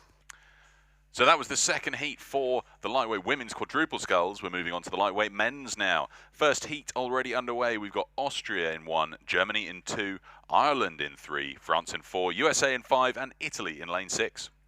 Przed chwilą emocjonowaliśmy się rywalizacją pań, a teraz czas na czwórki podwójne wagi lekkiej, ale w wykonaniu mężczyzn. W pierwszym wyścigu eliminacyjnym na torze numer 1 Austriacy, tor numer 2 to reprezentanci Niemiec, tor numer 3 to Irlandia, na torze 4 Francja, tor numer 5 Stany Zjednoczone i na torze 6 Włosi. Punishing rhythm being set by Andrew Goff in the stroke seat of the Irish boat, but they're making the best of the boat speed out in front, Robert. Yeah, just a few short minutes ago, we saw the Irish lightweight pair storm home in the lead. Here is their quad, trying to do something very similar, but they've got a very tight margin ahead of the new American combination in lane 5. Niall Beggan and Andrew Goff in the 2 and stroke seats survived from last year's bronze medal Irish under-23 quad, and this new combination really heading the field, but only by that tightest of margin, as I say, 15 hundredths of a second at the halfway mark ahead of the USA, followed by Italy and France. Proszę Państwa, ta sama konkurencja jednak tym razem w wykonaniu mężczyzn.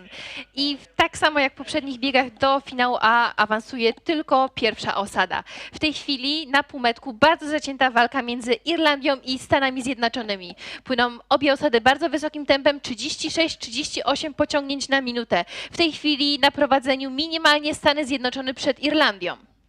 Well, I'm surprised not to see more from the Austrians. Silver medalist last year. Only Sebastian Cabas, their stroke athlete, survives from that lineup, but lagging back in 6th position as Ireland maintain that lead, or have they? No, because in the last few strokes, they have been overhauled by the USA for that 1A final slot. Martin, what's the latest? They are heading the Irish. That's a great move in the third quarter from the American stroke by the New Yorker Dan Madden, and backed up by Chase Dighton, James Francis and Sam Melvin 21. The Californian up in the bows making the calls. They've got a good lead. They're just going a lot further and further away from the Irish, who are in second. Then you've got this French boat with the distinctive name of Ivan Bovin, the 2-seat, brother of Claire, who's doing so well in the lightweight women's double sculls. That's the 1, 2, 3.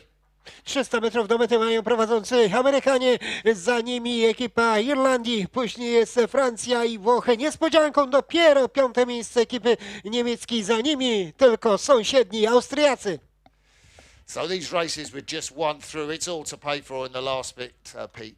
Certainly looks that way, Martin. What a performance here from America, though, coming back from third at 500, second at the 1,000, leading the way here and really building up quite a margin ahead of the early leaders, Ireland. They've got over 2 lengths on them now, it looks like. But whether that will hold, we'll have to wait and see. Only one goes through to the A final. USA absolutely storming to the line here. Ostatnie metry tego wyścigu, no i wszystko wskazuje na to, że z bezpośredniego awansu do finału A będą cieszyli się Amerykanie, którzy w tej chwili o 20 kilka metrów wyprzedzają osady z Francji i Irlandii. An amazing sprint by the Americans there through that middle 1,000. Daniel Madden in the stroke seat, really commanding that crew out to this great lead they've got here. A tight one though. France are moving up on Ireland. That's an impressive sprint finish they've got here. They got to 40. Andreas Kabir in the stroke seat, motoring them to the line. But the USA take the win. They've got a length and a half up on France for second place, who've got half a length on Ireland, and then half a length back to Italy for fourth. 5th place on the far side is going to be Germany. They've got 2 lengths up on Austria. So an impressive move up from the USA. Slow start for them, but a convincing middle thousand sees them take the lead and then surge out to a really commanding win there in the first heat for the lightweight men's quads. Niespodzianki nie było, Amerykanie utrzymali tempo, wytrzymali ciśnienie i to oni zwyciężają w tym biegu eliminacyjnym, meldując się w finale A. Na kolejnych pozycjach osady z Francji, Irlandii, Włoch, Niemiec i Austrii.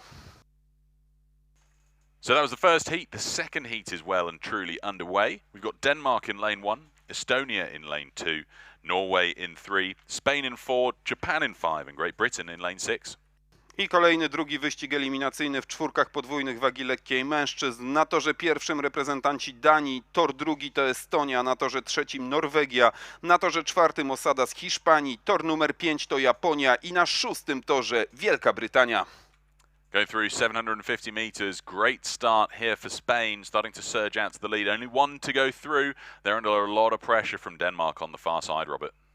Yeah, Spain rebuilding their crew after their B finalist that took part last year in Plovdiv, but really taking this race on a 2-second lead over Norway and Denmark, who are closely packed for second and third after 500.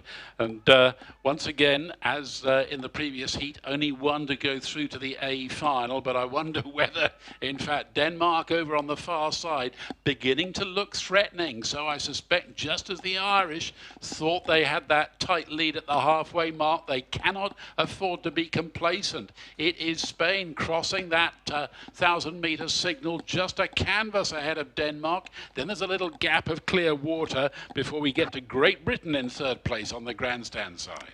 Tak więc Amerykanie są już spokojni, mogą teraz oglądać, kto dołączy do nich w finale A czwórek podwójnych mężczyzn wagi lekkiej. Na półmetku, na prowadzeniu Hiszpania, jednak różnica między Hiszpanią i Danią, która w tej chwili płynie na drugim miejscu, jest bardzo niewielka. Jest to zaledwie pół łódki, w takim razie wszystko może się wydarzyć. W tyle pozostaje nieco osada Wielkiej Brytanii, która w tej chwili na szóstym torze jakby przyspiesza, zwiększa tempo. Czy zaatakuje ona i powalczy o zwycięstwo w tym biegu? Spain continue to looking strong, hanging on in there. Denmark maintaining the pressure over on the far side. How's it looking, Martin? Look good. That's a great start that they've made, and they've really had to dig in through the second 500 meters of this race, but they're still holding out in front. The rhythm's looking good. A little bit chased around the back end. They are under pressure from the Danes, as you said, Rob, over on that furthest side from the grandstand, and the Danes a little bit sweepy, a little bit longer through the back end of the stroke, and they're really going through the gears in this third 500 meters. Danish rowing really putting together some great crews at the moment. I think it's going to be the Danes who might have taken this third quarter of the race, and it's their bows that will go through. Only one through. Yeah, and that's a great length that the Danish crew have got. They've got now about 20 centimetres of clear water ahead of the Spanish. The Spanish can look back on the rest of the field. Japan, the best of the rest. Britain, not really paddling so fast. They've decided this isn't for them. They'll go through the repechage, but a great scull from the Danes over on that far side. Już Hiszpanie nie prowadzą w tym wyścigu, na czele już z pewną przewagą prawie dwóch długości łodzi ekipa Danii płynąca na torze pierwszym, a zatem Dania płynie po zwycięstwo i awans do finału, a daleko z tyłu Brytyjczycy, ale jak patrzyłem, tu płynęli blisko nas, płyną bardzo spokojnie, raczej treningowo traktują ten wyścig. So once again the early leaders lose out, Peter.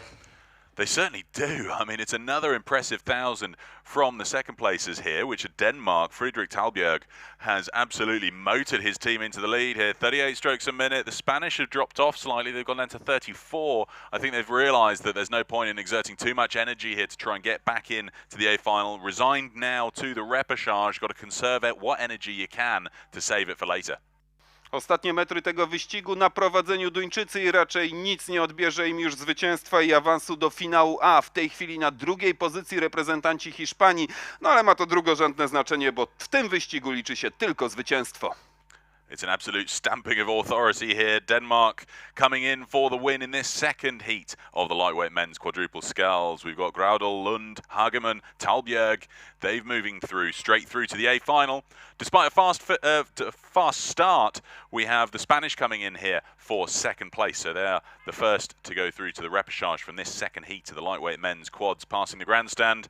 Japan take third, ahead of quite a tight one for fourth and fifth. It is Estonia just ahead of Norway, I believe. A tight one, though. We'll wait for the results to confirm that. And then in for sixth place, we've got Great Britain. So 5 of those boats go through to the repechage. Denmark, the only one straight through to the A final. Nic nie zmieniło się na ostatnich metrach. Duńczycy, którzy rozpoczęli bardzo mocno, utrzymali tempo i to oni cieszą się ze zwycięstwa i awansu do finału A czwórek podwójnych wagi lekkiej mężczyzn.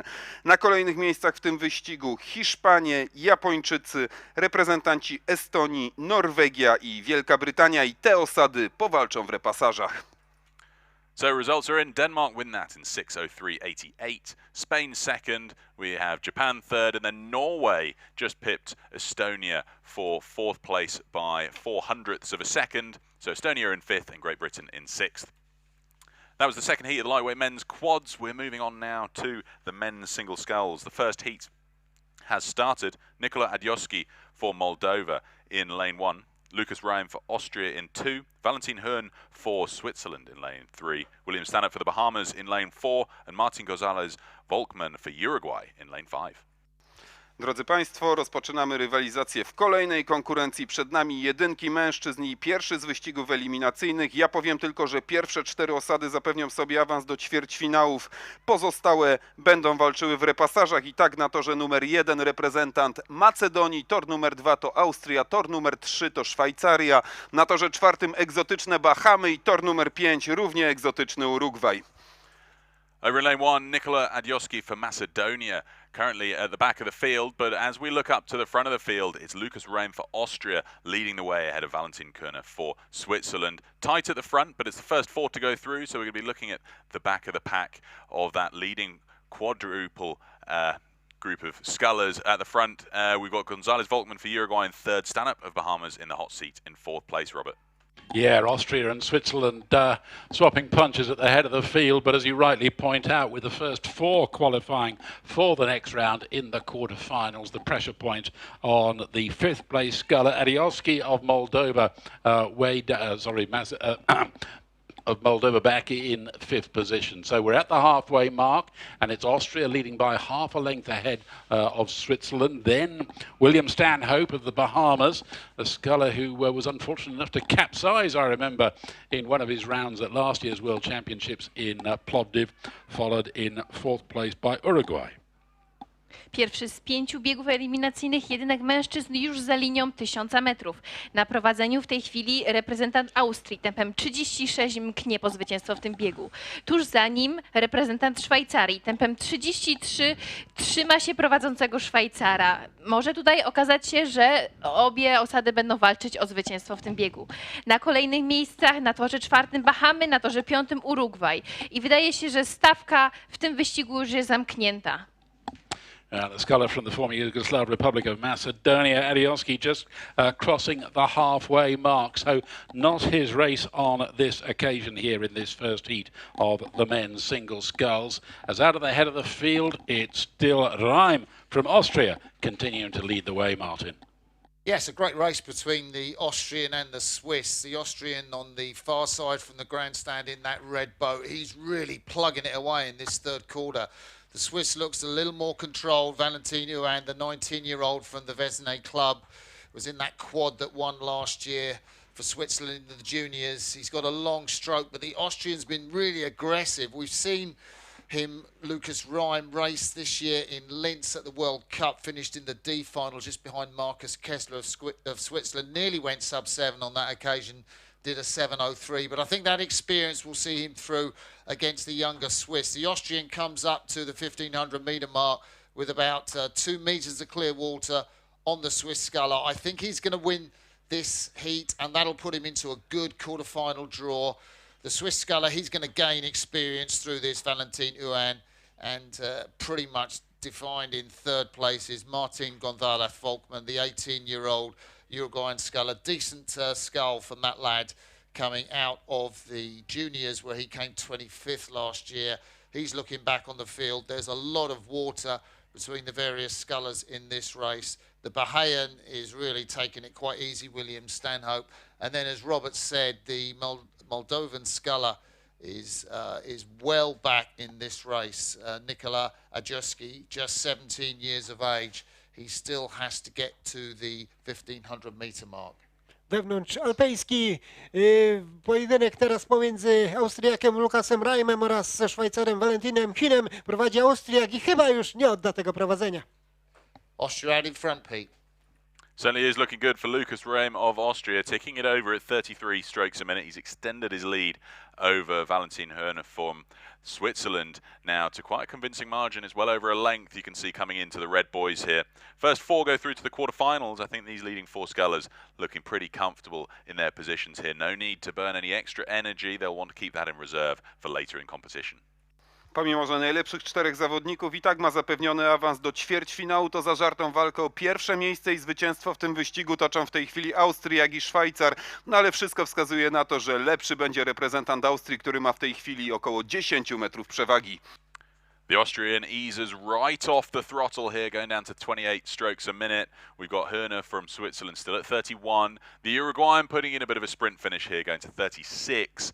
But nonetheless, positions are going to remain unchanged in this first heat of the men's single sculls. Lucas Reim for Austria takes the win, just under a length ahead of Valentin Hörner from Switzerland for second. Third goes to Martin Gonzalez Volkmann of Uruguay.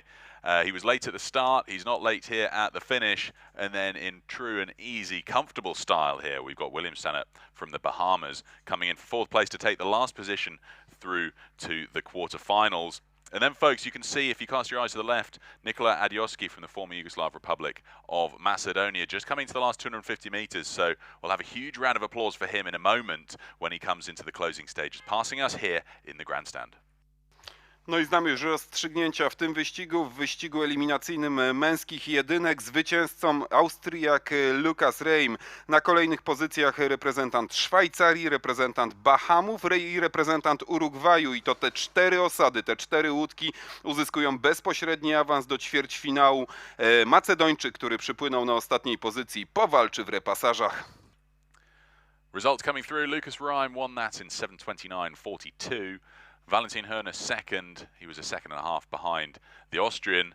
Gonzalez Volkmann for Uruguay third. Stanhope of the Bahamas in fourth. And then, folks, you can see Nikola Adjuski for the former Yugoslav Republic of Macedonia coming into the last 150 meters. So a huge round of applause, please, as he comes into the closing stages here of his first heat at the under-23 men's single sculls. Drodzy Państwo, prosimy o oklaski, prosimy o wsparcie, bo reprezentant Macedonii Nikola Adjuski dopływa powoli do mety. Dla niego sam fakt, że uczestniczy w Mistrzostwach Świata do lat 23 w wioślarstwie to już olbrzymie osiągnięcie, wielki sukces. No i za moment będzie cieszył się z tego, że udało mu się pokonać dystans, a wie już o tym, że zajmie ostatnie miejsce w tym wyścigu, co oznacza, że czeka go walka w repasażach. So he's easing himself into the international scene here. Nikola Adjuski for the former Yugoslav Republic of Macedonia comes in to cross the line in this first heat of the men's single sculls. We're going to move on promptly now to the second heat, which is well and truly underway. We've got Daniel Dano for Hungary in lane one. He's given a yellow card for being late at the start. Boris Yotov for Bulgaria in 2, Lucas Ferreira of Brazil in 3, Jonas Juhl for Norway in 4, and Eskil Borg for Sweden in lane 5. Tymczasem rozpoczął się już drugi eliminacyjny wyścig męskich jedynek i na torze numer 1 oglądamy reprezentanta Węgier, tor numer 2 to Bułgaria, tor numer 3 to reprezentant Brazylii, na torze 4 Norwegii, na torze numer 5 reprezentant Szwecji. Coming up to 1500, Martin, no surprise to see the big man from Bulgaria, Boris Yotov, out in front. No, fifth in last year's World Championships in this event. Really, I mean, I think this should be Yotov's year. We've seen so much promise from him as a youngster in the Europeans. He got a really great result. He looks really under control here. He's not really doing too much. He looks to his left. He's checking on the 20-year-old Brazilian Lucas Ferreira. And Ferreira's pretty comfortable ahead of Jonas Juhl, just 18 years of age, that lad, the Norwegian student. And that is the 1, 2, 3, 4 to the quarter-final, and that place looks to be occupied by Daniel Dano, the 20-year-old Hungarian. It's only the Swede off the back here. Bułgarzy będą mieć wkrótce bardzo dobrego, bardzo silnego zawodnika w jedynkach. To właśnie Boris Jotow, piąty zawodnik ostatnich mistrzostw świata do lat 23, prowadzi w tym wyścigu. Drugi jest Brazylijczyk Lucas Ferreira, później jest Jonas Jöl z Norwegii i kolejni zawodnicy, którzy już tracą bardzo dużo do prowadzącego. And do you remember, Pete, back in 2014 that Boris Yotov was actually sculling for Azerbaijan with Alexandrov in that double scull that finished second. So he's come a long way since the last 4 years. He really has, hasn't he, Martin? I mean, he's grown into this field. Is this going to be the last year, or maybe he's got one more left in him before he leaves the under-23 category? But he's dominating at the front here. He's got a depth of race experience to draw on, and he only needs to finish in the top 4, so he's not putting in too much of a sprint finish here. The sprint's coming from Eskil Borg from Sweden. He's wound it up to 38 now to try and get back alongside the Hungarian for a 4th place finish. Choć w tym wyścigu zwycięstwo nie jest najważniejsze, to wydaje się, że z triumfu cieszył będzie się reprezentant Bułgarii, który w tej chwili ma około 10 metrów przewagi nad Brazylijczykiem płynącym na torze trzecim. So coming out to the line, it is going to be Boris Yotov's last year able to compete at under 23, and he's certainly making his presence felt out there on the water. He's going to win this second heat for the men's single sculls by just over a length up on Lucas Ferreira for Brazil. 3rd place is going to go to Jonas Jöl, and then it's a tight one for that 4th place. I think Eskil Borg has done just enough to row through the Hungarian. He has. Eskil Borg takes the 4th place straight through to the quarters. That means Daniel Dano will have to go through to the repechage. Co ciekawe, emocji nie brakowało w tym wyścigu eliminacyjnym, bo 4 pierwsze osady awansowały do ćwierćfinału i właśnie o 4. miejsce do ostatnich metrów walczyli ze sobą reprezentanci Szwecji i Węgier. Ostatecznie lepszy Eskil Borg ze Szwecji, a zwycięzcą tego wyścigu reprezentant Bułgarii Boris Jotow. 2. miejsce dla Brazylijczyka, 3. dla Norwega, a Węgier będzie musiał walczyć w repasażach. So that was the second heat for the men's singles. The 3rd of 5 is well underway. We've got Andrei Potapkin for Russia in 1, Olav Molinar for the Netherlands in lane 2, Benjamin Davison for the USA in 3, Yavidan Shirinov for Azerbaijan in lane 4, and Emil Lenzing for Denmark in lane 5. Trzeci wyścig eliminacyjny w jedynkach mężczyzn już się rozpoczął i tak, na torze numer 1 Rosjanin, tor numer 2 to reprezentant Holandii, na torze 3 reprezentant Stanów Zjednoczonych, na torze 4 Azerbejdżan i tor numer 5, czyli reprezentant Danii. So they're going through 12.50 now. Benjamin Davison out in front. He's had a great start to this race. He's coming under pressure though. Potapkin from Russia moving up alongside him, Martin. Yeah, as I look to my left, you can see Ben Davison, the Husky from University of Washington, originally housed from Florida, but he's done so well to make the transition from rowing last year in the Coxed 4 to sculling this year. He was in that double in Sarasota on home water. He hails from Florida, but the 22-year-old is looking good for a win in this event. Potapkin, the Russian, 22 years of age, on that far side of the course, is doing his best to try and get back into contention, keep ahead of the Dutch sculler Olav Molinar. Again, here's another one from an American university, this time one of the Golden Bears from Cal, and also you might recognise him from that fantastic Dutch quad that won the Prince of Wales at Henley just a few weeks ago. That's the 1, 2, 3. Ben Davison looking comfortable. The Husky out in front here. The water's flattened out. The crosswinds died down. The Russian in 2nd place and the Dutchman in 3rd. 4th place, and he's just checking and just having a look over, is the Danish sculler, Emil Lenzing, the 19-year-old, not doing too much. He's just keeping an eye on the 18-year-old Azerbaijani sculler who's yet to pass the 1,500-metre mark. Właściwie już mamy wszystko rozstrzygnięte w tym kolejnym wyścigu. Wygra go z pewnością Amerykanin Benjamin Davison. Na drugim miejscu jest Andrzej Potapkin z Rosji, później Holender Olav Molinar oraz reprezentant Danii Emil Lenzing. Jedynie Yavidan Shirinov z Azerbejdżanu jest daleko z tyłu i on zajmie 5. miejsce. Będzie musiał walczyć w repasażach. And Ben Davis, he's so experienced. He was in that USA quad that tried to make the Rio Olympics, just missed out at the final Olympic qualification regatta, Pete. So, you know, in those young years, there lurks a very experienced racing mind. Absolutely. He's ticking it over at 27, now 26 strokes a minute, winding down towards the finish. Again, looking to conserve energy, and he needs to finish in the top 4, and he can cast his eye back to see where that 5th place sculler is. It's Shirinov for Azerbaijan, who's quite a margin behind him. So the key thing here is just to make sure that he conserves energy, comfortably holding out ahead of Potapkin, currently in 2nd. Zaskoczenia nie ma, bo w trzecim wyścigu eliminacyjnym męskich jedynek na prowadzeniu reprezentant Stanów Zjednoczonych Benjamin Davison. I to nie jest żadne zaskoczenie, bo on był faworytem, od początku prowadzi i pewnie zmierza po zwycięstwo, a walka toczy się o miejsce 4, dające awans do ćwierćfinału. W tej chwili na 4. pozycji reprezentant Danii. Bit of a wobble there from Molenaar of the Netherlands. Last thing you want to do is be in a qualifying position, being comfortably in a qualifying position and fall in. He's managed to steady himself, but crossing the line here, Benjamin Davison for the USA takes the win in the 3rd heat of the men's singles, comfortably up on Andrei Potapkin for Russia in 2nd. And then we've got Olav Molenaar for the Netherlands coming in for 3rd place. And then there's a margin of clear water here, back to Emil Lensing of Denmark, who's just keeping sitting on the shoulder, you could say, of Shirinov of Azerbaijan. Lensing will take the 4th and last place into the quarterfinal from this 3rd heat, and that means that we'll see Yavedan Shirinov for Azerbaijan go through to the repechage. Zgodnie z przewidywaniami Amerykanin Benjamin Davison zwycięzcą 3. biegu eliminacyjnego w jedynkach mężczyzn. Na 2. miejscu Rosjanin, 3. miejsce dla reprezentanta Holandii. Na 4. pozycji przypłynął Duńczyk i te 4 osady zapewniły sobie awans do ćwierćfinałów, a reprezentant Azerbejdżanu będzie musiał walczyć w repasażach. So that was the 3rd heat. The 4th of 5 heats has started. We've got Mohamed El-Shahawi of Egypt in lane 1, Trevor Jones for Canada in 2, Michael Derevianko for Moldova in lane 3, Emmanuel Ghiari of Italy in 4, and then completing the field for Lithuania in lane 5, Artur Muravyov. 4. eliminacyjny wyścig w jedynkach mężczyzn już rozpoczęty i tak na torze numer 1 reprezentant Egiptu, na torze numer 2 Kanadyjczyk, na torze numer 3 reprezentant Mołdawii, tor numer 4 to Włoch i na torze numer 5 reprezentant Litwy. Racing coming through thick and fast here. Every 5 minutes we've got one starting, but this one now just coming up to 900 metres in, so we're going to catch up with Robert and Natalia. Yeah, and absolutely no surprise that the reigning under-23 world champion Trevor Jones from Canada, from Peterborough Rowing Club, Ontario, is leading the field after the first 500 metres and looking to extend his lead ahead of the Egyptian El-Shahawi over on the far side in lane 2.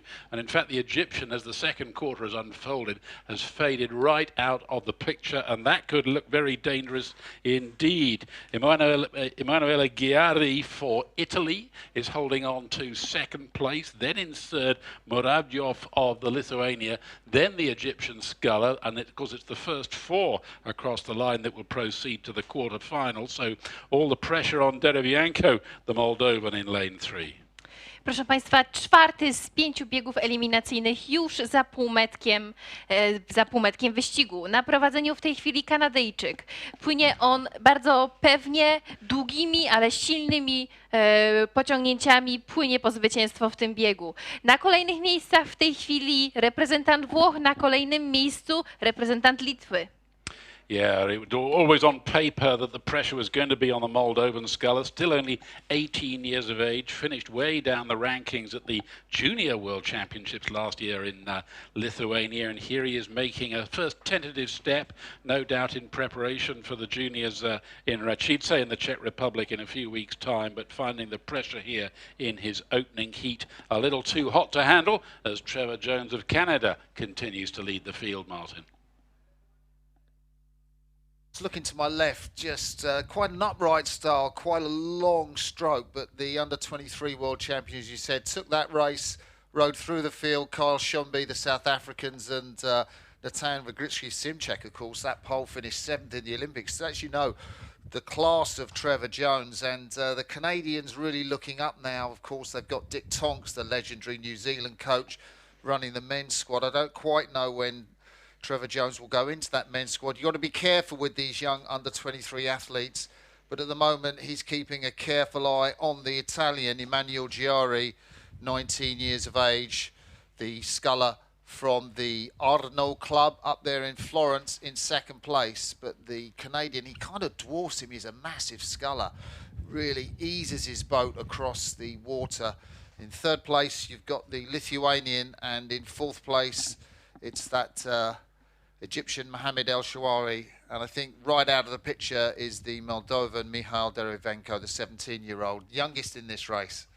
W tym wyścigu płynie prawdopodobnie przyszła gwiazda światowego wioślarstwa, aktualny mistrz świata do lat 23 z Płowdiw to Trevor Jones z Kanady i on tutaj prowadzi, on płynie dostojnie, spokojnie, on nie szarpie, ma wyraźną przewagę nad drugim w tym wyścigu Emanuelem Giari z Włoch.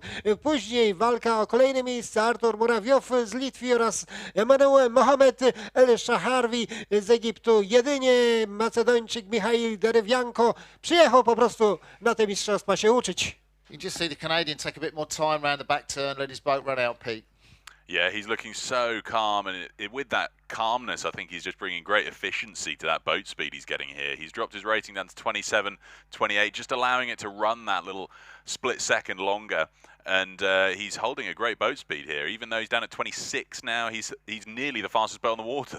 The fastest boat is the Italian alongside him, who's up at 35. So just impressive efficiency from the Canadian Trevor Jones out in front. Niespodzianki nie ma, bo faworyt, mistrz świata do lat 23 sprzed roku, Kanadyjczyk Trevor Jones pewnie zmierza po zwycięstwo w tym wyścigu eliminacyjnym. Walka toczy się oczywiście o pierwsze 4 lokaty, bo to one dają bezpośredni awans do ćwierćfinału. So despite striking 25 now, he's the second fastest boat on the water. No, he's the fastest boat on the water. He crosses the line here to win this fourth penultimate heat for the men's single sculls. Trevor Jones for Canada, a length and a half up on Emanuele Giari of Italy for second. Coming in for third then, Mohamed El Shahawi for Egypt, who's got a couple of lengths up on Artur Muravyov for Lithuania. Those four will go through to the quarter-final, and that means Michail Derevianko for Moldova we'll see again in the repechage. No i znamy już rozstrzygnięcia 4. wyścigu eliminacyjnego w jedynkach mężczyzn. Zwycięzcą, faworyt chyba całych regat, całych mistrzostw, Kanadyjczyk Trevor Jones. Na drugim miejscu przypłynął reprezentant Włoch, na trzecim Egipcjanin. Miejsce 4 dla Litwina i te osady zakwalifikowały się bezpośrednio do ćwierćfinału. Mołdawianin, który przypłynął na miejscu 5, powalczy w repasażach. So the last heat of the men's single sculls, the fifth heat has started. We've got Yanis Timbors for Latvia in lane 1, Mark Webber for Germany in 2, Ronan Byrne for Ireland in 3, Alban Couturier of France in 4, and Sam Marsh for Australia in lane 5.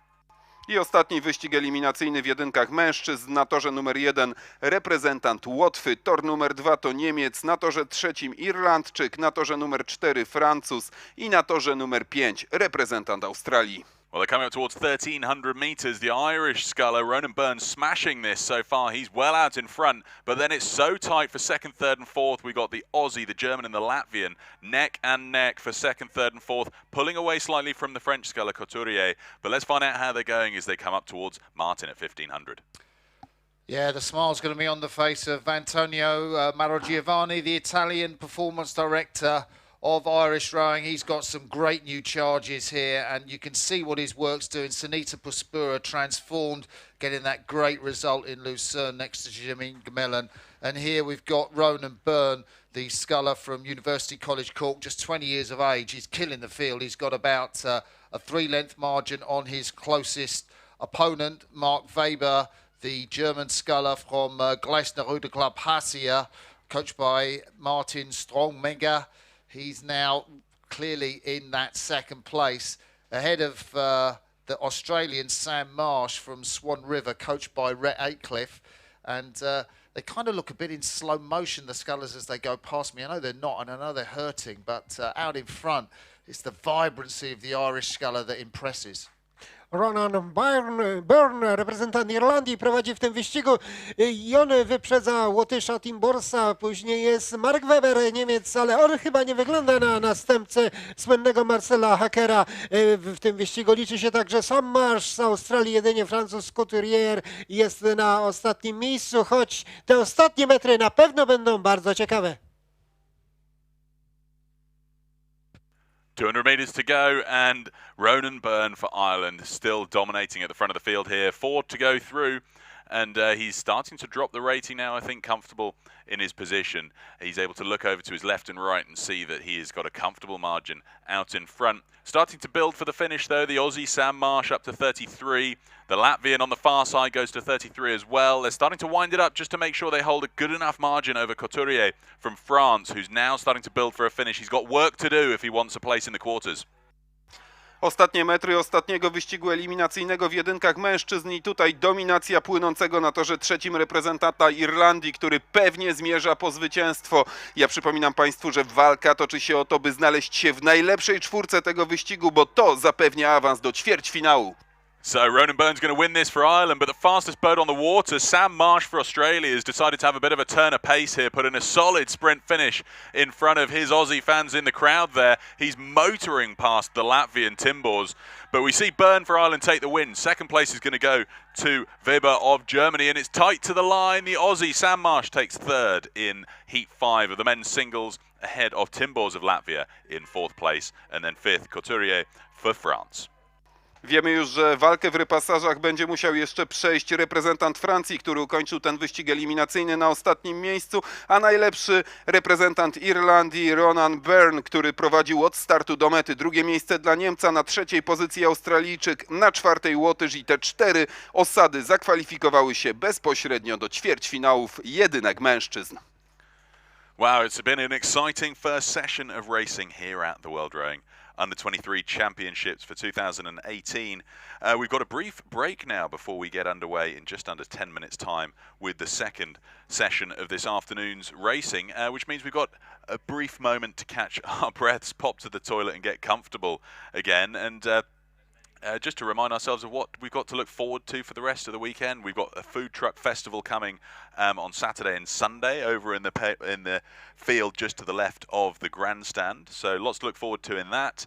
And I know that a lot of people have been trying to get out into the local area and learn as much as they can about Poznan. It's a great area steeped in history, and a lot of people are certainly going to be looking forward to getting out and doing a bit of touristing around the area. You can see the goat up there on the big screen. A lot of people wondering the history of the goats of Poznan. Well, I can tell you that it steeps back to a really fun story where a chap called Pietrek, who was a kitchen hand, spoiled the veal that was cooking, the venison that was cooking in an oven back a few hundred years ago, where they were looking to set up a great feast or buffet in the Poznan town centre. So rather than give them nothing, he went out into a field and pulled in 2 goats who didn't much like the idea of being slaughtered to replace the ruined venison. That they had a bit of a headbutting match and escaped from Pietrek's hands and started headbutting in the middle of the town square of Poznan, where the mayor at the time decided to pardon everybody, including the goats, from being slaughtered for the feast, and they've become the mascots of Poznan ever since. So you'll see them at the top of the tower in the town square if you go and see them. But it's a great story, worth reading up on.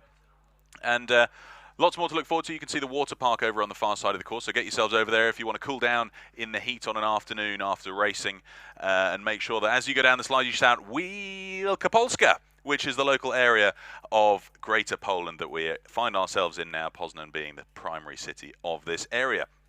So as I say, we've got a brief break. We'll get back underway with the next race due off at 4:40. It's the first heat of the women's pair.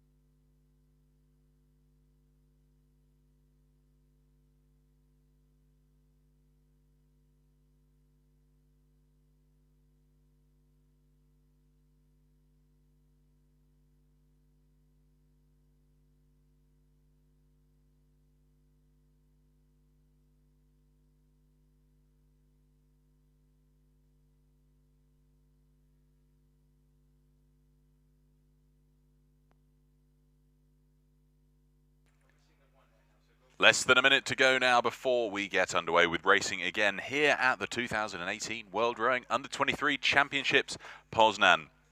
Next race on the course is the first heat of the Under-23 women's pair. 5-boat lineup, we've got Maria Kiridou and Christina Bompu for Greece in lane 1. Georgia Patton and Bronwyn Cox for Australia in lane 2. Anna Karenkova and Elena Daniuk of Russia in 3. Melita Abraham and Antonia Abraham of Chile in 4. And Ivana Jurkovic and Josipa Jurkovic of Croatia in lane 5.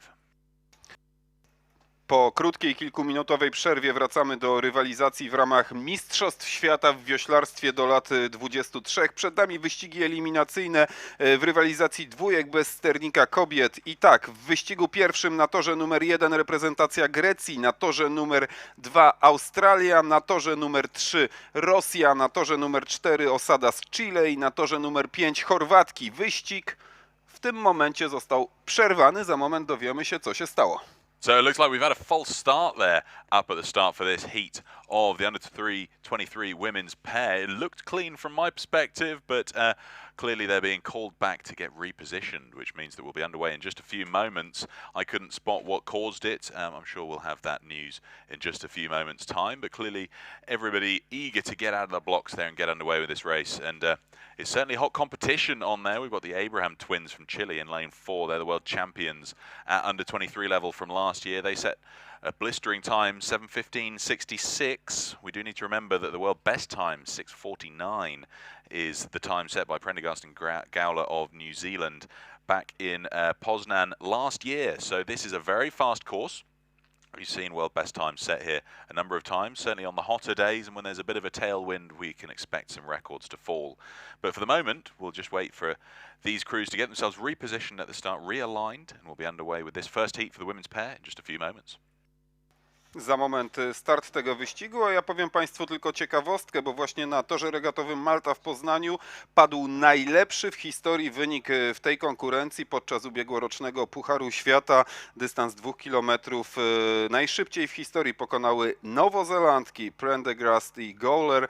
To był czas 6 minut 49 sekund i 8 setnych. Myślę, że dzisiaj w eliminacjach nikt tak szybko nie popłynie, ale to doskonały przykład i dowód na to, że tutaj na torze regatowym Malta można naprawdę szybko pływać, można pływać na najwyższym światowym poziomie, no i właśnie ten najwyższy światowy poziom będziemy oglądać tutaj w najbliższych dniach. Póki co osady przygotowują się do rozpoczęcia pierwszego wyścigu eliminacyjnego w dwójkach bez sterniczki kobiet. Ja przypomnę tylko, że na torze numer 1 zobaczymy reprezentantki Grecji, tor numer 2 to Australia, na torze trzecim Rosjanki, tor numer 4 to reprezentantki Chile i na torze numer 5 osada z Chorwacji.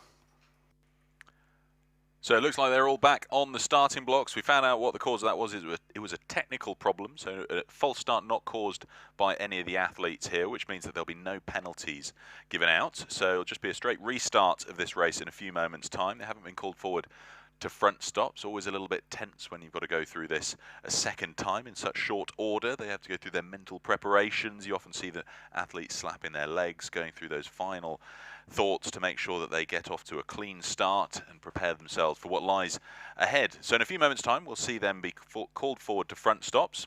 That looks like the call there. The umpire will call attention, and then a buzzer will set them loose on the 2,000-meter course. There we have it. A good, clean start, it looks like, from all of the crews here. And tough to pick an early leader. The important thing here is, do they get off to a straight start? With pairs racing, it's often really difficult where you've got to match your power curves perfectly when the boats are stationary and you've got to get through such high ratings to build that boat speed. It looks like they did all get off to a straight start, though. Chile out in front at the moment, but only by a smidgen, because we've got Australia and Greece tied with Croatia for second, third and fourth. Starting to drop back Russia, but it's early days yet. I think that the Chileans up at 40, we're going to see them stride out in just a few moments' time as they establish themselves into their race rhythm. Drodzy Państwo, to były problemy techniczne, żadna z osad nie została upomniana, mieliśmy problemy z maszyną startową, ale wszystko wróciło już do normy. Nasze panie rozpoczęły walkę o awans do półfinału w tej konkurencji. Pierwsze 3 osady zapewnią sobie właśnie prawo startu w półfinale, pozostałe będą czekały repasaże, no i zobaczymy, jak to wszystko się rozwinie. Na razie w pierwszej fazie dystansu najlepiej radzą sobie reprezentantki Chile. To może być małe zaskoczenie, ale różnice pomiędzy poszczególnymi osadami minimalne. No i zobaczymy, jak ta sytuacja będzie rozwijać się na całym dystansie. So the Abraham twins starting to make everybody out there on the water know why they were world champions last year. They're starting to pull out to a lead. The Aussies not letting them go though. Patton and Cox sticking with it. They're only a nose behind. They're at 36. The Chileans are at 36 as well. First 3 go through to the AB semi-final, the rest to the repechage. So the key dividing line here is between 3rd and 4th place. So let's just run through who's out in front as we see them come through 500 meters here. It's certainly looking tight. Chile out in front, Australia 2nd, and then we've got Croatia, a close 3rd place, only a foot or 2 ahead of Greece in 4th. So that's the dividing line as it stands, but you can see by the times up on the big screen there going through 500, there really isn't much separating those 4 crews as they come up towards 600 meters. Kilkaset metrów rywalizacji na tym dystansie za nami. W tej chwili po 600 metrach na prowadzeniu niezmiennie reprezentantki Chile, no ale Australijki tracą dosłownie 1-2 metry w tym momencie i prawdopodobnie za moment wysuną się na prowadzenie. Ja przypomnę, że walka toczy się o to, by zająć jedno z pierwszych 3 miejsc, bo to gwarantuje bezpośredni awans do półfinału, to gwarantuje to, że nie trzeba będzie walczyć w dodatkowym wyścigu w repasażach. Well, it's all changing at the front of the field, coming up to 800 meters. The Aussies now out in front. They're up there at 35. They've pulled up ahead of the world champions of last year to take the lead here, coming up through 800 meters. The Chileans down at 33 strokes a minute, but let's look back at that dividing line for 3rd and 4th. It's still between Greece and Croatia. They're neck and neck, coming up towards halfway. What do you make of this, Robert? Yeah, and with 3 to go through direct through to the semi-final, it's that tight battle for 3rd where the real race is. But what a great race for Bronwyn Cox and her new partner Georgia Patton.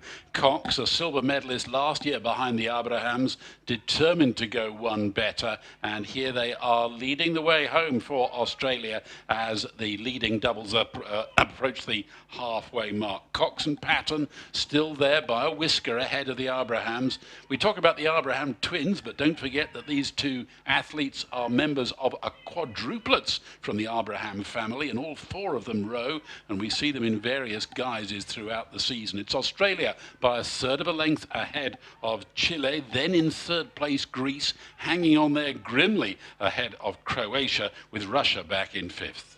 Proszę Państwa, przed nami 3 biegi eliminacyjne dwójek kobiet bez sterniczki, a zaraz po nich pierwsze biegi z udziałem Polaków na Mistrzostwach Świata do lat 23. W tym czasie półmetek przeszły pierwsze osady płynące w tym pierwszym biegu eliminacyjnym, w którym o walkę do półfinału walczy Grecja, Austria, Rosja, Chile i Chorwacja. Na półmetku na pierwszym miejscu Austria, na kolejnych miejscach Chile i Grecja. Czy pozostałym 2 osadom uda się wywalczyć miejsce i awans do tego półfinału? W tej chwili mocno płynie Chorwacja. Well, Australia continuing to lead Chile by some 4 or 5 meters, but what a great race by this new Greek combination. Kiridu and Burumpu, 2 athletes who took part in the junior double and pair last year in track. A new combination for the 2018 season, and here they are sitting here in the semi-final qualifying slot behind 2 crews with a far greater pedigree. Australia leading Chile and Greece. Let's get the latest from Martin. Yeah, what a match-up from the World Championships last year at under 23 level when Chile beat the Australians. That time the margin was just over a length. But this time it's the Australians who have led through this second 1,000 metres, just coming up to 500 metres to go. It's a close contest. 1 to 3 will go through. The Australians just lead, but the Chileans have had a fantastic 3rd quarter, and it's their bows that I think are just going to hit the front at the moment. It's very, very close. You can probably see, no, it's the Australians that lead by half a metre. But the 2 young Greeks, just 17 years of age, Maria Kiridu and Christina Burumpu, they're right up there too with the Australians. And these two women from Australia, from Western Australia, are going to really have to battle in the last part. The Chileans right up there, the two women that row on that lagoon just outside of Valparaiso on the Chilean coast, really putting the pair through their paces now, just trying to get up. But I can't believe how good those two young Greeks are on, just 17 years of age, and to be right up there in a race of this quality with the world gold and silver medalist is sensational. Co prawda na prowadzeniu Australia, ale na drugim miejscu aktualne mistrzynie świata do lat 23 siostry Melita i Antonina Abraham z Chile. I to Chilijki są faworytami tej konkurencji. Zresztą rodzina Abrahamów jest bardzo duża, bo jeszcze 4 braci także pływa wioślarstwo i robi to bardzo dobrze. Looks like you got a finish to describe, Peter. I think so, Martin. It's warfare out there. I mean, they're trading the lead with just about every stroke. The Aussies starting to pull ahead again. They nearly lost the front of the field here. They've gone up to 38. Bronwyn Cox taking them another pip up, and they're making the best of it now, starting to pull ahead of Kiradu and Burnpoo and the Abraham twins coming into the last 100.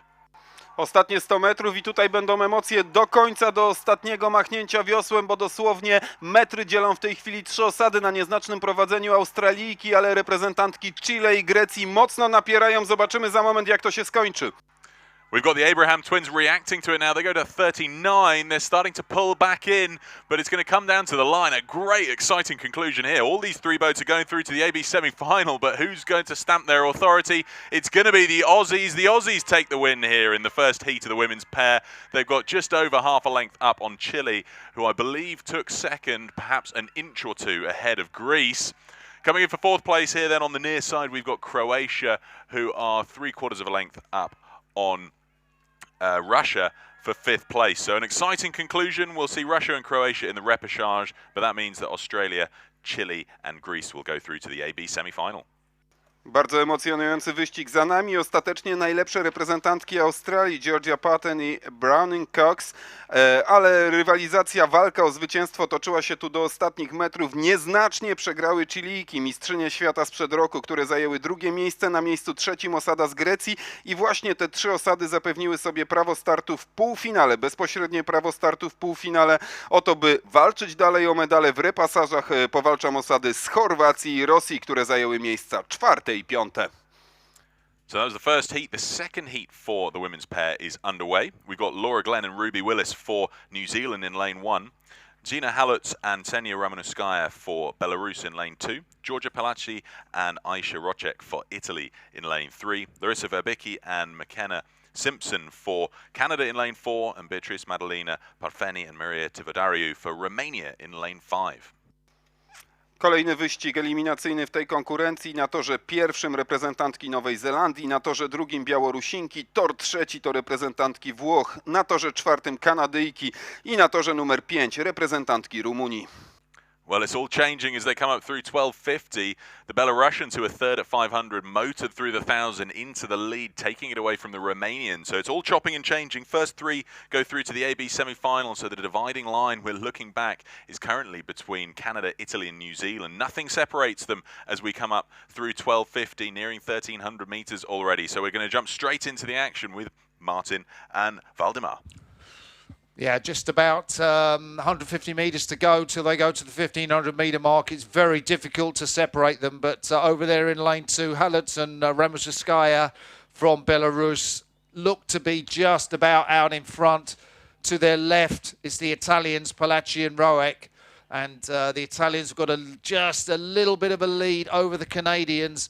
But then on this near side, the grandstand side, it's the battling Romanians. You can really see Maria Tivadu, the 19-year-old, who's really just out there trying to drive her boat forward, back on Italy, back on the Belarusians. This race has got a lot of rowing to go into it. The Italians look to have the momentum at the moment. I can just see Aisha Rocek, the stroke of the Italian crew, driving that boat on, the 19-year-old from the Lario club. That's the 1, 2, 3. Na razie na prowadzeniu Białorusinki, za nimi płyną Włoszki, dosłownie centymetry, za nimi jeszcze Rumunki. Na 4. miejscu Kanadyjki, dopiero na 5. strasznie to męczące się zawodniczki Nowej Zelandii, ale walka o 3 pierwsze miejsca do ostatnich metrów będzie bardzo zacięta. The Belarusians trying to answer that charge. Kenisa Ramunskaya, the 22-year-old at the stroke of the Belarusian crew, absolutely desperate to keep her bows in front of the Italians, Peter. It's looking that way because the Italians are on the charge. Fifth at the 1,000, second at 1,500, and they are moving up to 38. Aisha Rocek in the stroke seat is absolutely setting the rhythm there that's moved them all the way up the field from fifth to second. Question is, can the Canadians hold on or move up to try and take that third place from the Romanians into the AB semi-final? Niespełna 100 metrów do mety, na prowadzeniu cały czas Białorusinki, ale mocno napierają Włoszki, które walczą o to, by wygrać w tym wyścigu eliminacyjnym. Na trzecim miejscu premiowanym awansem do półfinału w tej chwili osada z Rumunii. Za moment przekonamy się, jakie będą ostateczne rozstrzygnięcia.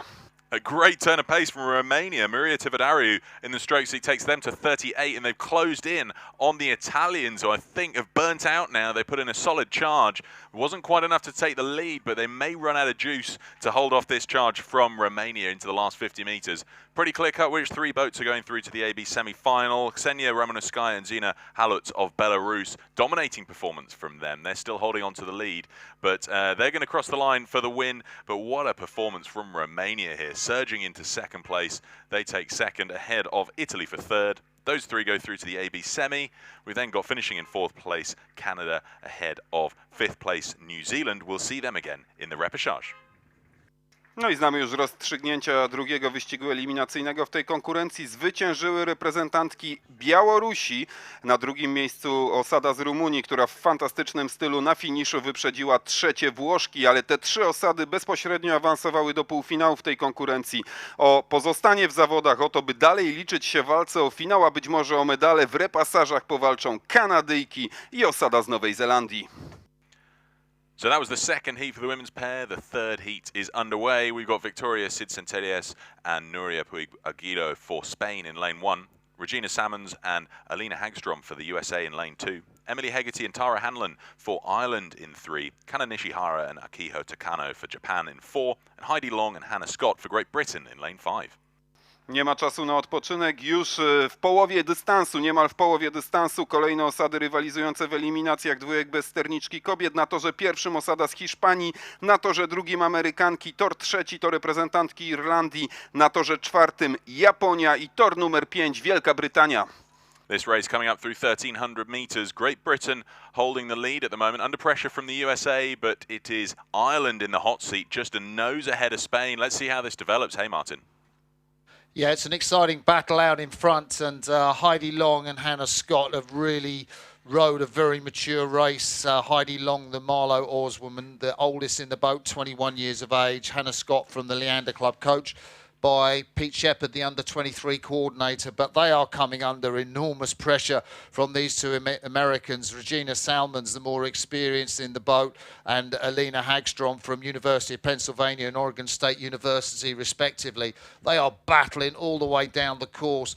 In third place, it's the Irish. Hegarty and Hanlon have pushed through really impressively from the Spanish, and they look to be taking the first three places. The American bow goes through in front. At the moment, they are just looking very impassive, straight down the boat. There's not a lot of check on that stern. The British have put a lot into the front of the race, the front part of the race. They front-loaded it. They're really going to have to open out if they're going to get some momentum through on these Americans and take the last 500 and that first place in this heat. The Irish look solid in that third place from the Spanish. Japan back at the end of the race. 400 metrów do mety, może mniej, 350 na prowadzeniu Amerykanki, tuż za nimi Brytyjki, później długa przerwa, na trzecim miejscu ekipa Irlandii, znowu przerwa, na czwartym miejscu dwójka Hiszpanii i na końcu daleko z tyłu reprezentacja Japonii. Trzy pierwsze awansuje do półfinału. Pete, when you got someone with an under-23 gold medal like Regina Simmons, the 21-year-old in the bow of that pair, that's really something that counts in the last part of the race.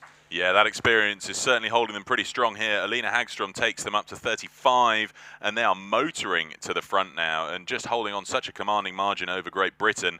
But it's the first three to go through, so we've got to look back at the third place position at the moment, which is Hegarty and Hanlon for Ireland. I think they've done all that they need to fend off any late charge from the Spanish coming to the last 150. Od początku tego wyścigu zdecydowana dominacja dwóch osad, Amerykanek i Brytyjek, i te dwie osady rozstrzygną między sobą kwestię zwycięstwa. Wszystko wskazuje na to, że lepsze będą Amerykanki, które mają już dość sporą przewagę i zbliżają się do linii mety. Za moment zobaczymy, jak to się skończy. They're so strong, this American combination, Salmons and Hagstrom, still building that lead over Great Britain coming into the closing stages as we see Hannah Scott and Heidi Long take it up to 36. They're putting in a solid sprint finish, but the Americans are dominating performance from them here. They take the win in this third heat for the women's pair. They've got 2 lengths up on Great Britain. Coming in for third place then, 3 or 4 lengths down on Great Britain, we have Ireland for that third and last place from this race into the AB semi-final. So they'll be delighted with that finish there. They can avoid the repechage. But we then have Sid Sentilis and Puig Aguilo for Spain. Coming in for 4th place, 2 lengths up on Nishihara and Takano for Japan. We'll see those 2 again in the rep. Najlepsze w tym wyścigu reprezentantki Stanów Zjednoczonych Regina Salmons i Alina Hagstrom. Na kolejnych pozycjach Brytyjki, reprezentantki Irlandii. To te 3 osady zapewniły sobie bezpośredni awans do półfinałów. 4. miejsce dla osady z Hiszpanii, na 5. pozycji Japonki i te osady czeka walka w repasażach. So that was the women's pair. We're moving on promptly to the men's pair, and the first heat has started, going through halfway now. Dumitru Alexandru Ciobica and Florin Sorin Lehaci for Romania in lane 1. Rangel Katarski and Stanimir Haladzov of Bulgaria in lane 2. James Vogel and Maximilian Townley of Great Britain in lane 3. Thibaut and Guillaume Turlan, brothers from France, in lane 4. And Patrick Lagner and Matisse Holler for Austria in lane 5. Rywalizacja pań w konkurencji dwójek bez sternika. Za nami czas na panów. Rozpoczął się już pierwszy z wyścigów eliminacyjnych. Na torze numer 1 Rumunia, na torze numer 2 osada z Bułgarii, tor numer 3 to Wielka Brytania, na torze numer 4 Francuzi i na torze 5 Austriacy, a my, zapewne wszyscy, którzy zgromadziliśmy się tutaj na torze regatowym Malta, czekamy już na kolejny wyścig, bo dosłownie za kilka minut do walki przystąpi pierwsza polska osada właśnie w tej konkurencji. Right, so they're just going through 1200 meters now, but how did they look passing you, Robert? Well, at the halfway mark, it was the Romanians who had clear water ahead of the rest of the field, and with only 2 going through to the semi, such a tight race between Bulgaria and France for second. Proszę Państwa, 4 biegi w tej konkurencji i za nami już pierwszy, który minął linię 1200 metrów. Na prowadzeniu Rumunia, 2. miejsce Bułgaria. Na razie te 2 osady są w stanie zakwalifikować sobie udział do półfinału. Czy są one w stanie dowieść zwycięstwo do końca? Well, the Turlon twins of France, silver medalists last year in Plovdiv. Surely they're not going to be bettered here in their opening heat in Poznan. Martin. Looks like a great race coming up to the last part. The Romanians, 2 lads out the juniors last year, and we saw Florin Sorin Lehaci row in the Romanian 8 at the Belgrade World Cup. So what experience already. But they're under pressure, as you say, Robert, from this French pair finished second behind a different Romanian combination, Tigger Nasiu and Pascari in last year's under-23 championships. And then out of nowhere are the 2 Bulgarians challenging for that first or second place. They're only about 2 or 3 meters behind the French, and at the moment the French are under serious pressure, and no question that the French stroke man Guillaume Turlan just looks across there and thinks, what are we doing with the Bulgarians? I don't think that the man from the Vichy club would have expected that, but he's got a lot of work to do. O pierwsze 2 miejsca, które premiowane są awansem do półfinału, walczą 3 osady na prowadzeniu Rumunii, tuż za nimi Bułgarzy, później Francuzi. No i niespodzianka, dopiero na 4. miejscu ze sporą stratą Brytyjczycy, daleko z tyłu Austriacy, a tam Rumunii, Bułgarzy i Francuzi walczą o te 2 pierwsze miejsca. So 1 to 2 through to the semi-final. Can the Bulgarians pull off the impossible, Pete? It's going to be a tough order, that one, Martin. I mean, I tell you what, the Turlan brothers seem to have timed their sprint to perfection. They've started to move up. They've taken the lead from the Romanians. They're up to 39 now. The Romanians show no sign of slowing and are still pulling away from Katarski and Haladzov of Bulgaria. So if those 2 from Bulgaria want to get in the action, they're going to have to motor for it right now. Powoli dobiegamy do finiszu i tutaj zażarta walka o to, by znaleźć się w pierwszej dwójce i bezpośrednio zakwalifikować się do półfinału. W tej chwili na prowadzeniu Francuzi, tuż za nimi Rumunii. Wydaje się, że te 2 osady dowiozą ten awans i dowiozą te pozycje do mety. Zdecydowanie z tyłu osada z Austrii. Here we go, the brothers Turlan from France still holding on to the lead ahead of Romania coming up to the line. It's not by much though. There's a great reaction from Tiobica and Lehaci from Romania going up to 40 strokes a minute. France take the win, half a length on Romania. Those two go through to the AB semi-final. And then we have Bulgaria coming in for third place. A bit of a steering wobble there coming up to the line. Hasn't affected their position though. They take third, 3/4 of a length up on Great Britain for fourth. And then coming in for fifth place on the near side, we have Austria. Those three to the repechage. Osady z Francji i Rumunii jako pierwsze zapewniły sobie awans do półfinału w tej konkurencji, no bo zajęły odpowiednio pierwsze i drugie miejsce w zakończonym przed momentem wyścigu. Na trzeciej pozycji Bułgarzy, na czwartej Brytyjczycy i na piątej Austriacy, którzy w tej chwili minęli linię mety ze sporą stratą. Osady z miejsc 3, 4 i 5 powalczą w repasażach. So that was the first heat for the men's pair. The second heat's well underway. We've got Lewis Pratt and Aidan Bridwell for the USA in lane 1. Erin Can Aslan and Gökhan Güven for Turkey in lane 2. Hans Christian Luthier and Niels Vorberg for Germany in lane 3. Artem Dekach and Ole Kravchenko for Ukraine in lane 4. And then completing the field in lane 5, Poland, Lukas Pozilaika and Bartosz Modrzynski.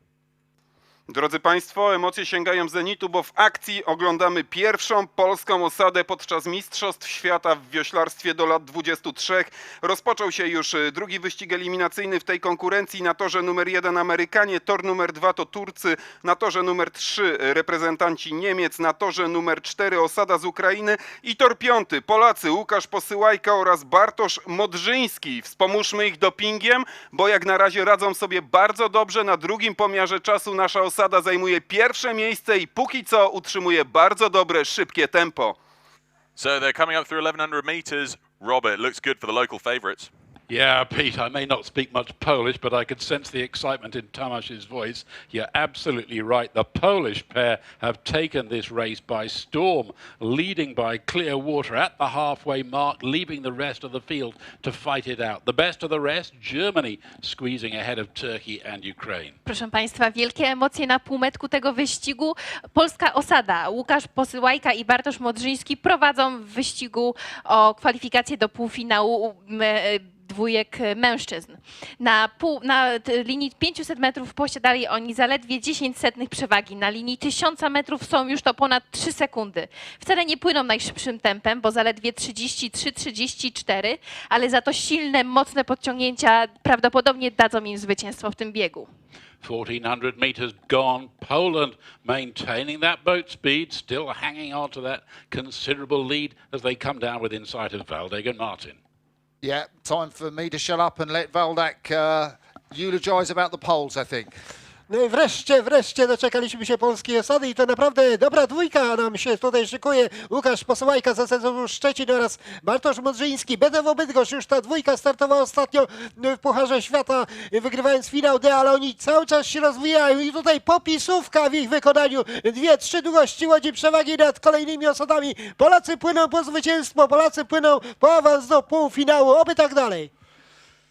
21-year-old Bartosz Modrzynski from Bydgoszcz, really experienced out of the Polish 8. He's been rowing in the World Cups, and that should keep him in front. But there is a fantastic race going on from the Americans, the two 20-year-olds from Northeastern, Aslan and Güven from Turkey, and Luther and Vorberg from Germany over there on that far side of the course of the grandstand. At the moment, the Turks just out in front of that race for that second place. It'll take them straight through to the semi-final. Poland in front, but who's going to take second? It's going to be a tough one, this, Martin, because hotting up the centre lanes are starting to really sprint for it now. The Ukrainians, they're currently in 5th place, but not by much. They've started to motor it up. They're at 38 now. The Turkish are at 38. There's only a length separating all of these 4 boats.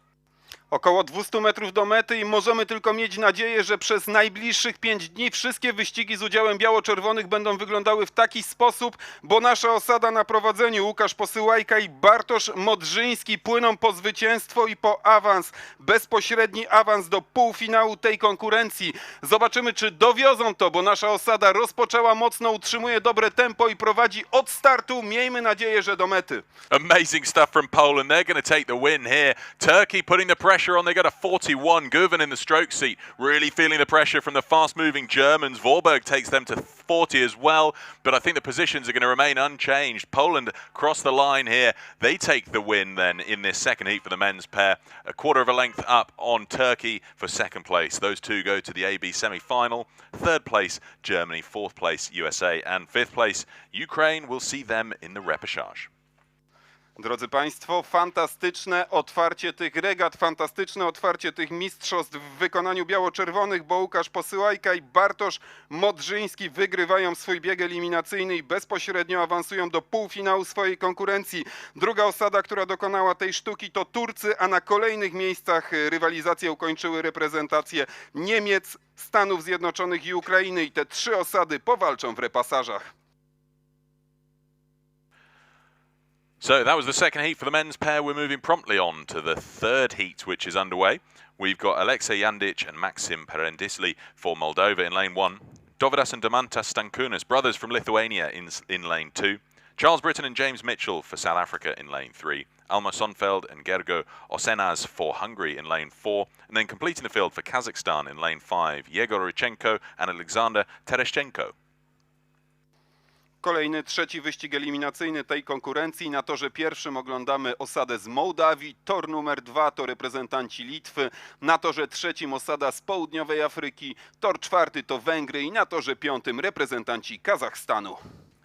So they're coming up through 1,300 meters. It's a great start for Britton and Mitchell of South Africa, but then there's nothing to separate the Stankunas brothers of Lithuania and Sonfeld and Oksensas of Hungary for that second and third place. Martin is going to hot up, passing you at 1,500. To watch this South African pair. They came over to their first World Cup at Belgrade and made the A final, finishing just behind the Spanish in 6th place, admittedly. But I thought it was a great effort for the South Africans. Really classy pair. I think these two men from St John's College, stroked by James Mitchell and then Bow, Charles Britton, miles out in front. But as you say, it's a great race for second place. The two young Lithuanians, just 18 years of age at the moment, they look to be in that all-important position to get through to the semi-final. About 4 or 5 meters of clear water between them and the Hungarian crew in lane 4, Sonfeld and Oskanes. Jeśli Polacy Łukasz Posyłajka, Bartosz Modrzyński mają się kogo obawiać w tych regatach, to z pewnością będzie to duet z Republiki Południowej Afryki. Oni teraz deklasują rywali w drugim wyścigu. Za nimi kolejni zawodnicy Litwini, dalej ekipy Mołdawii, Węgier i daleko z tyłu jeszcze Kazachstan.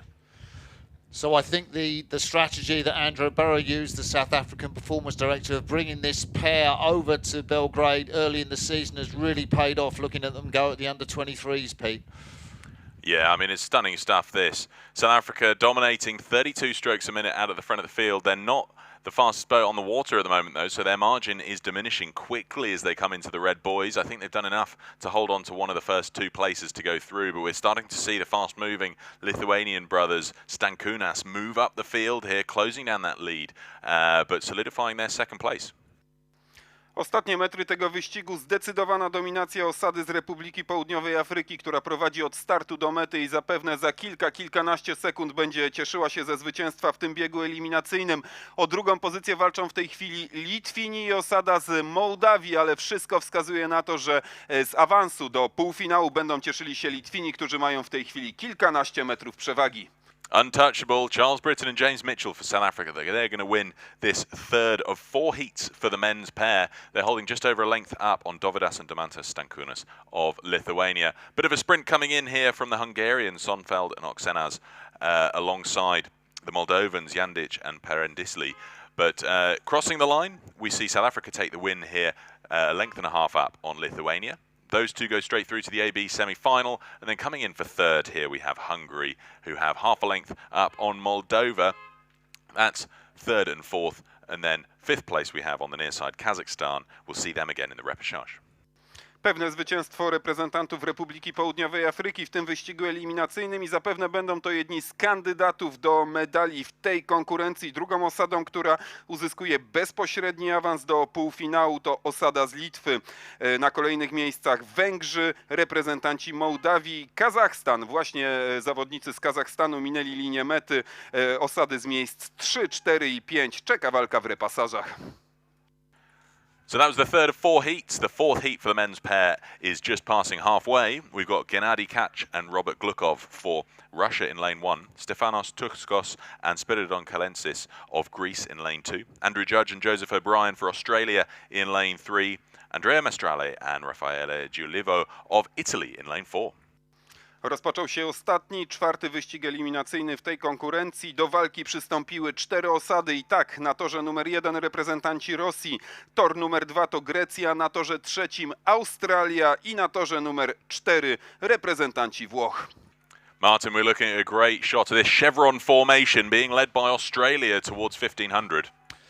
Yeah, the two Aussies from Sydney University Boat Club, Andrew Judge, the older of the two in the bow seat, Joe O'Brien, just 20 years of age, coached by Don McClacken. You might remember him as the lead coach of Irish rowing back in 2016. He's gone over to Australia, worked with these two guys. You can see them well out in front. And it's a pretty decent lead. The quality of this field, Andrea Mestrale and Raffaello Guilivo from that 4 that won the under-23s in Plovdiv last year, the Coxed 4. So that's the quality of the field that these two Australians are leading. And then behind them, if they look to their right, there's Ntousis and Kalensis of Greece. Again, quality in that boat. So this is a very, very good lead and impressive performance by the two Aussies. 450 metrów do mety na prowadzeniu Australijczycy. Oni płyną po pierwsze miejsce, o drugie tam zacięta walka pomiędzy Włochami i Grekami. Minimalnie teraz Włosi, ale Grecy nie odpuszczą. Do ostatnich metrów będzie zacięta walka. Drugie premiowane awansem do półfinału miejsce. And there was a look across from Stefanos Ntousis, the 21-year-old who won a silver medal in this event in the under-23s in Rotterdam. He knows he's got some work to do because the two men from Zabaudia, the Marina Militaire, down there just south of Rome in Italy, have started to get the sprint on for the finish, Peter. Looks like it. They've really started to wind it up now. But still out in front, the Aussies, they're up striking 36. Joseph O'Brien leading them towards the line. Coming under a lot of pressure, though. We've got Raffaele Giulivo takes the Italian boat to 39. The Greeks are sprinting now, though. Spiridon Kalensis takes them up over 40. They're up to 41, now 42. They're starting to close down that lead. It's the first two to go through to the AB semi-final. So we're looking at that line between Italy and Greece. Zapewne na trybunach toru regatowego Malta za moment znowu zrobi się głośno za sprawą kibiców z antypodów, bo Australijczycy płyną po zwycięstwo. O drugie miejsce walczą w tej chwili osady z Włoch i Grecji. The Greeks find another gear. They go to 44. Unbelievable. Looks like they shortened with it, though, because they didn't make an impact on the Italians' lead. The Italians moving up alongside Australia, though. I think the Aussies have done just enough to hold on for the win here. No real need to react. Very cool customers coming up to the line here. We see Andrew Judge and Joseph O'Brien for Australia take the win. Half a length up on Mestralia and Giulivo for Italy. Those two go through to the AB semi-final. Third place then, Tuskos and Kalensis of Greece, and then coming in for fourth place we've got Kach and Glukov for Russia. We'll see those two go through to the repechage. Szaleńczy finisz Włochów nie wystarczyłby dogonić Australijczyków, którzy prowadzili od startu i dowieźli to prowadzenie do mety, ale wystarczył do tego, by zająć drugie miejsce i bezpośrednio zakwalifikować się do półfinału w tej konkurencji. Na trzeciej pozycji rywalizację ukończyła osada z Grecji, na czwartym miejscu ze sporą stratą Rosjanie i te dwie osady powalczą w repasażach. So we're moving on now to the bigger boat classes in the open weight divisions here. We've got the first heat for the men's 4 underway. Czech Republic in lane 1, New Zealand in 2, Canada in 3, Great Britain 4 and Norway in lane 5. Przed nami kolejna konkurencja. Czas rozpocząć eliminację w czwórce bez sternika mężczyzn. I tak w pierwszym biegu eliminacyjnym na starcie 5 osad. Tor numer 1 to reprezentanci Czech, tor numer 2 to Nowa Zelandia, na torze trzecim Kanadyjczycy, tor czwarty to reprezentanci Wielkiej Brytanii i na torze numer 5 Norwegia. Wow, well, it's all changed in this 500 meters here, Robert. The Kiwis moving out in front. Yeah, a battle royal between New Zealand and Great Britain at the head of the field as the leading contenders move through the halfway mark. It is New Zealand by a canvas ahead of Great Britain, who led throughout the first 600 metres or so, then followed one length back by Canada in third position. They're the qualifying crews at this halfway mark, with the Czech Republic and Norway in fourth and fifth. Proszę Państwa, bardzo wyrównana stawka na półmetku wyścigu czwórek mężczyzn. Na prowadzeniu Nowa Zelandia, zaraz za nią na drugim miejscu Brytyjczycy i na trzecim miejscu Kanada. Przypomnę, że w tej konkurencji 3 pierwsze osady bezpośrednio awansują do półfinału A. Jak na razie po 1200 metrach Nowa Zelandia, Wielka Brytania i Kanada. Well, it's still New Zealand hanging on to that lead. What a great performance by Tom Stannard, their coach, who's brought these guys up from junior level last year, where 3 of them won a silver medal in the junior 4 in track eye. And here they are leading the head of the field, ahead of Great Britain, a crew with massive under-23 pedigree. Charles Elwes and the 3 seed out of last year's silver medal 4. But they're the 2 leading contenders as all 5 crews move down rapidly towards 1,500 metres, and Martin.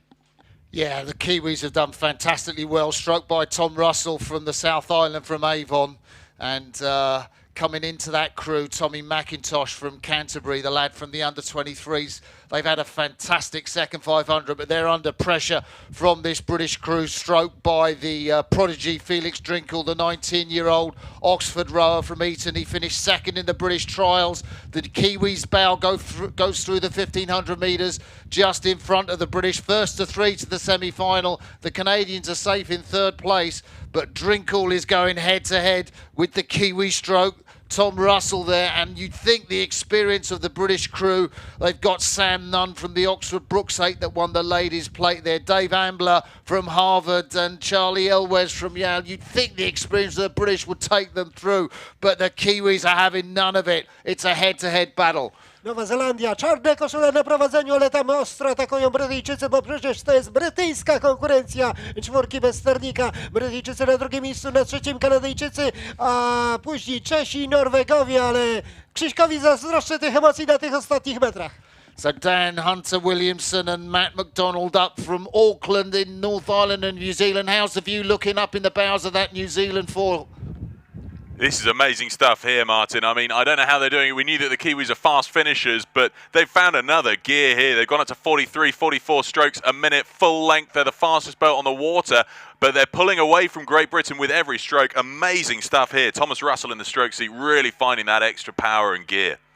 Drodzy Państwo, warto obserwować ostatnie metry tego wyścigu. Nowozelandczycy i Brytyjczycy walczą o zwycięstwo. Na trzecim miejscu premiowanym awansem w tej chwili Kanada. Zobaczmy, jak to się skończy. So coming up to the line, New Zealand are going to take the win here in the first heat of the men's 4. They take it half a length ahead of Great Britain. That's first and second. Third is going to go to Canada. The crucial 3 positions going straight through to the AB semi-final. And then we've got coming in for 4th place over on the far side, the Czech Republic, and Norway for 5th on the near side. They'll go through the repechage. For those not familiar with it, a repechage is your second chance saloon to contend for a place into the semi-final. So they'll have to race again, but they do have another opportunity to go through. Nowozelandczycy obronili nieznaczną przewagę nad rywalami i to oni cieszą się ze zwycięstwa w tym wyścigu eliminacyjnym. Drugie miejsce dla Brytyjczyków, a trzecie dla reprezentantów Kanady i to te 3 osady bezpośrednio kwalifikują się do półfinału w tej konkurencji. Na 4. miejscu rywalizację ukończyli Czesi, 5. pozycja dla reprezentantów Norwegii i te 2 osady powalczą w repasażach. Second heat now for the men's 4. Second of 3 is underway. We've got Lithuania in lane 1, Croatia in 2, Denmark in 3, Turkey in 4 and Romania in lane 5. Kolejny eliminacyjny wyścig tej konkurencji rozpoczęty. Na torze numer 1 reprezentanci Litwy, tor numer 2 to Chorwacja, na torze 3 Dania, tor numer 4 to reprezentanci Turcji i na torze numer 5 reprezentanci Rumunii. Robert, it looks like we're going to have a much tighter one here for that 3rd place through to the AB semi-final. It's looking like a tightly packed field there as they come up to you at the 1,000. Yeah, but Romania are always going to be the crew to beat. They've got Tiganescu and Pascari as the bow pair, the guys who won the under-23 world title in that boat class last year in Plovdiv, but they've got about a length and a half ahead of Denmark in second place, with Rassenborg out of their junior four from last year. So those are the two leading qualifiers, but things, Pete, are so tight behind them. As you rightly remarked, Lithuania hanging on there grimly ahead of Croatia, with only Turkey slightly out of the running, a length back in fifth. Proszę Państwa, na półmetku tego wyścigu to Rumunia na zdecydowanym prowadzeniu.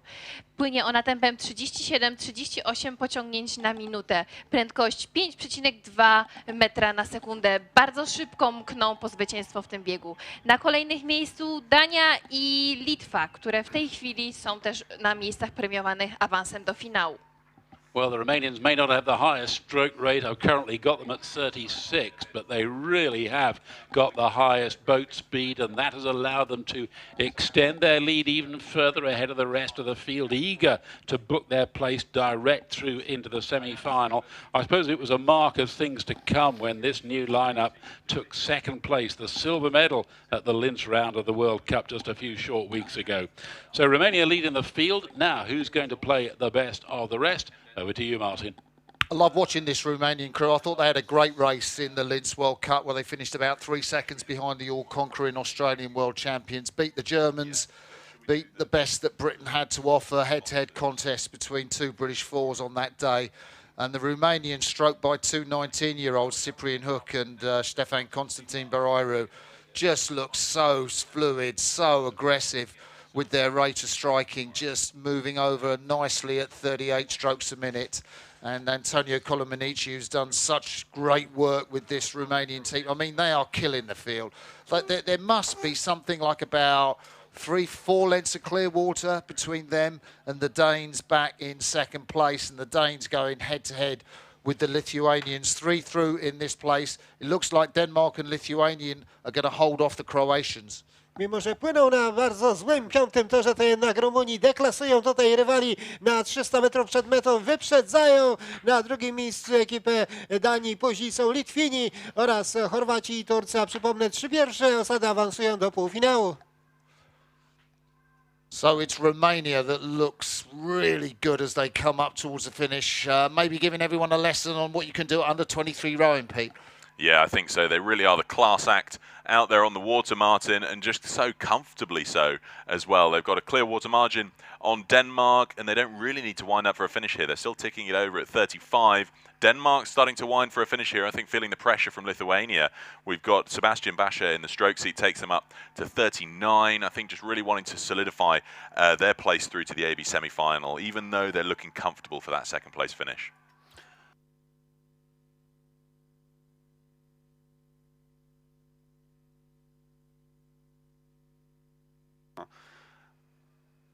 Zażarta walka o miejsce drugie pomiędzy Duńczykami i Litwinami. Pewnie po zwycięstwo zmierzają Rumunii. Popatrzmy, jak to się skończy. Coming in to cross the line, then we've got Romania takes the win in this second heat for the men's four, and then under serious pressure, Denmark, they are just going to hold on to it half a length ahead of Lithuania. So Denmark takes second, Lithuania third. That's the 1, 2, 3. Those three go through to the AB semi-final, and then a great finish here from Croatia. We'll see them go as fourth place ahead of Turkey for fifth. We'll see them go through to the repechage. Za nami drugi z 3 biegów eliminacyjnych w czwórce bez sternika mężczyzn. Zwycięzcami tego biegu reprezentanci Rumunii. Na drugiej pozycji przypłynęli Duńczycy. 3. miejsce dla Litwinów i te 3 osady uzyskały bezpośredni awans do półfinału w tej konkurencji. Chorwaci i Turcy powalczą w repasażach. Third and last heat now for the men's four. It's another 5-boat lineup. We've got Italy in lane 1, Germany in 2, USA in 3, Hungary in 4, and Chile in lane 5. I ostatni wyścig eliminacyjny w tej konkurencji. Przed nami w akcji 5 osad. Na torze numer 1 reprezentanci Włoch, tor numer 2 to Niemcy, na 3. torze Amerykanie, na 4. torze płyną reprezentanci Węgier i na torze 5 reprezentanci Chile. So a good start for the USA. They're up there at 38. They're contenders on the right-hand side of them. Germany in lane 2, also at 38. But Robert, what do you make of this? The Italians up over 40 still. Yeah, all the action happening on the far side of the course because Hungary and the Chile on the near side, the grandstand side, are lagging behind the pace that is being set by this leading German lineup. The USA were leading through the first 750 meters, but in the last few strokes, Germany have overhauled them and have gone cruising past, leading by just under half a length ahead of the USA, then a further half length back. But for Italy, those are the three semi-final qualifiers at this early stage. Proszę Państwa, niesamowicie emocjonujący wyścig przed moimi oczyma. Przez około 900 metrów na prowadzeniu była osada Stanów Zjednoczonych z toru trzeciego, jednak ostatnie kilka chwytów to Niemcy wysuwają się na prowadzenie i wydaje się, że z każdym chwytem minimalnie powiększają swoje prowadzenie. Na trzecim miejscu osada z Włoch płynąca na torze pierwszym, ale proszę Państwa, teraz znowu Stany Zjednoczone, które wychodzą na prowadzenie. Także walka na końcu będzie się toczyć między Stanami Zjednoczonymi, Niemcami i Włochami. Pozostałe dwie osady, Węgry i Chile, pozostają nieco w tyle. Well, this is fantastic. The lead has changed hands yet again. This new American lineup, coached by Carla Dinares, this new combination. It was a marker, I suppose, when they finished well up the rankings in 8th place at Lucerne 10 days ago, but they've re-established the lead ahead of this German boat with bags of under-23 experience on board. The fight continues as they come down within sight of Martin. Wallace, the Californian, the Golden Bear from Cal Barkley stroking that boat. The 21-year-old has got the backing from the man from the Navy, the Tennessean Andrew Knoll behind him in the 3-seat with his cap set back. Then up in the bows, another Cal Barkley, Hunter Hodge in the 2-seat, and Elijah Massner, the Husky. But they've got a battle in their hand because the Germans have answered them just a third of a length as they go through the 1500. The Germans have taken the lead, and this is a fantastic move. Very, very smooth, this German crew. Nice, easy float out forward. And their stroke man, Mark Cameron from Hamburg and Germania, a 21-year-old, has absolutely put everything into that third quarter. And the Americans just look a slightly little bit ragged. And the Italians on that far side of the course from the grandstand with that high rate of striking, maybe they are sensing a little bit of blood.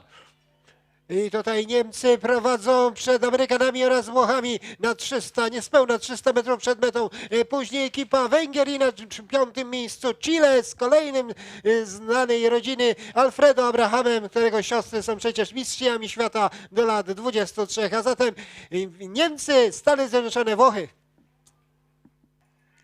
Look at this, Germany out in front. They're leading now ahead of the USA. It's the first three to go through. It's looking pretty clear-cut which three that's going to be, but an amazing sprint finish here from Germany, taking out to the front of the field up at 41. The Italians have gone to 43, winding it in for the line, as have the Americans. Ostatnie metry tego wyścigu Niemcy płyną po zwycięstwo, Włosi i Amerykanie na pozycjach 2 i 3, no a reprezentanci Węgier i Chile powoli mogą myśleć o repesażach. Coming into the line then, Germany are going to take the win in this third heat for the men's four. They're holding 3/4 of a length up on the USA, who have a third of a length on Italy. That's the 1, 2, 3. They go through to the AB semi-final. 4th place then we have Hungary, 4 lengths up or 3 lengths up on Chile. For 5th place, they'll go through to the repechage. To był ciekawy, emocjonujący, wyrównany wyścig, w którym ostatecznie najlepiej poradzili sobie reprezentanci Niemiec. To oni cieszą się ze zwycięstwa. Na 2. miejscu osada ze Stanów Zjednoczonych, na pozycji 3. Włosi i te 3 osady uzyskały bezpośredni awans do półfinału w tej konkurencji. 4. pozycja dla Węgrów, na 5. miejscu rywalizację ukończyli reprezentanci Chile i te 2 osady powalczą w repasażach. So that was the last heat for the men's four. We're moving on now to the women's quadruple sculls and the penultimate race of our day here on day one of the 2018 World Rowing Under-23 Championships Poznan. It's the first heat for the women's quadruple sculls.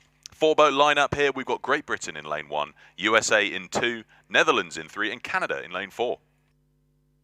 Drodzy Państwo, przed nami ostatnie 2 wyścigi eliminacyjne. Ostatnia konkurencja to rywalizacja w 4 podwójnych kobiet i w tym ostatnim wyścigu za kilka minut zobaczymy drugą polską osadę tego dnia, ale najpierw lista startowa wyścigu, który już się rozpoczął. Na torze numer 1 Brytyjki, tor numer 2 to Amerykanki, tor numer 3 reprezentantki Holandii i na torze 4 Kanada.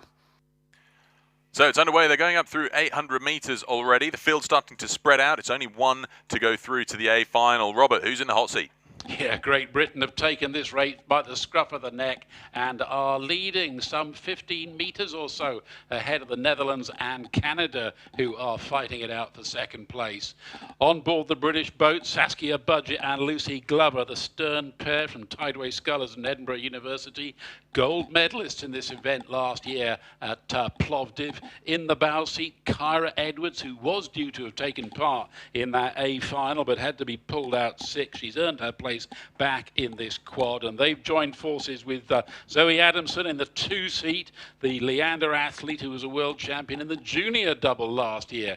And this British quad evidently a force to be reckoned with, heading out by clear water at the head of the field. Drodzy Państwo, w tej konkurencji tylko jedna osada awansuje bezpośrednio do finału A. W tej chwili największe szanse na zwycięstwo mają Brytyjki tempem 36 i w konsekwencji najwyższą prędkością łodzi ponad 5 metrów na sekundę. Prowadzą one i walczą o zwycięstwo w tym biegu. Na kolejnych metrach Holandia i Kanada. Różnica między tymi łodziami jest niewielka. Czy będą one w stanie wykrzesać walkę taką, aby zagrozić prowadzącym Brytyjkom? Well, the Netherlands and Canada trading places in second and third, but only the leading crew across the line will qualify direct for the A final and a crack at the medals. And Great Britain extending their lead, currently rating at 34, heading the field down towards 1500. Yeah, a really impressive performance from the British quad over there on that far side. Dominated this race, and I'm really looking forward to seeing this crew coached by Lauren Fisher, and they look fantastic. Really long out forward, nothing really complicated to disturb the flow of the boat.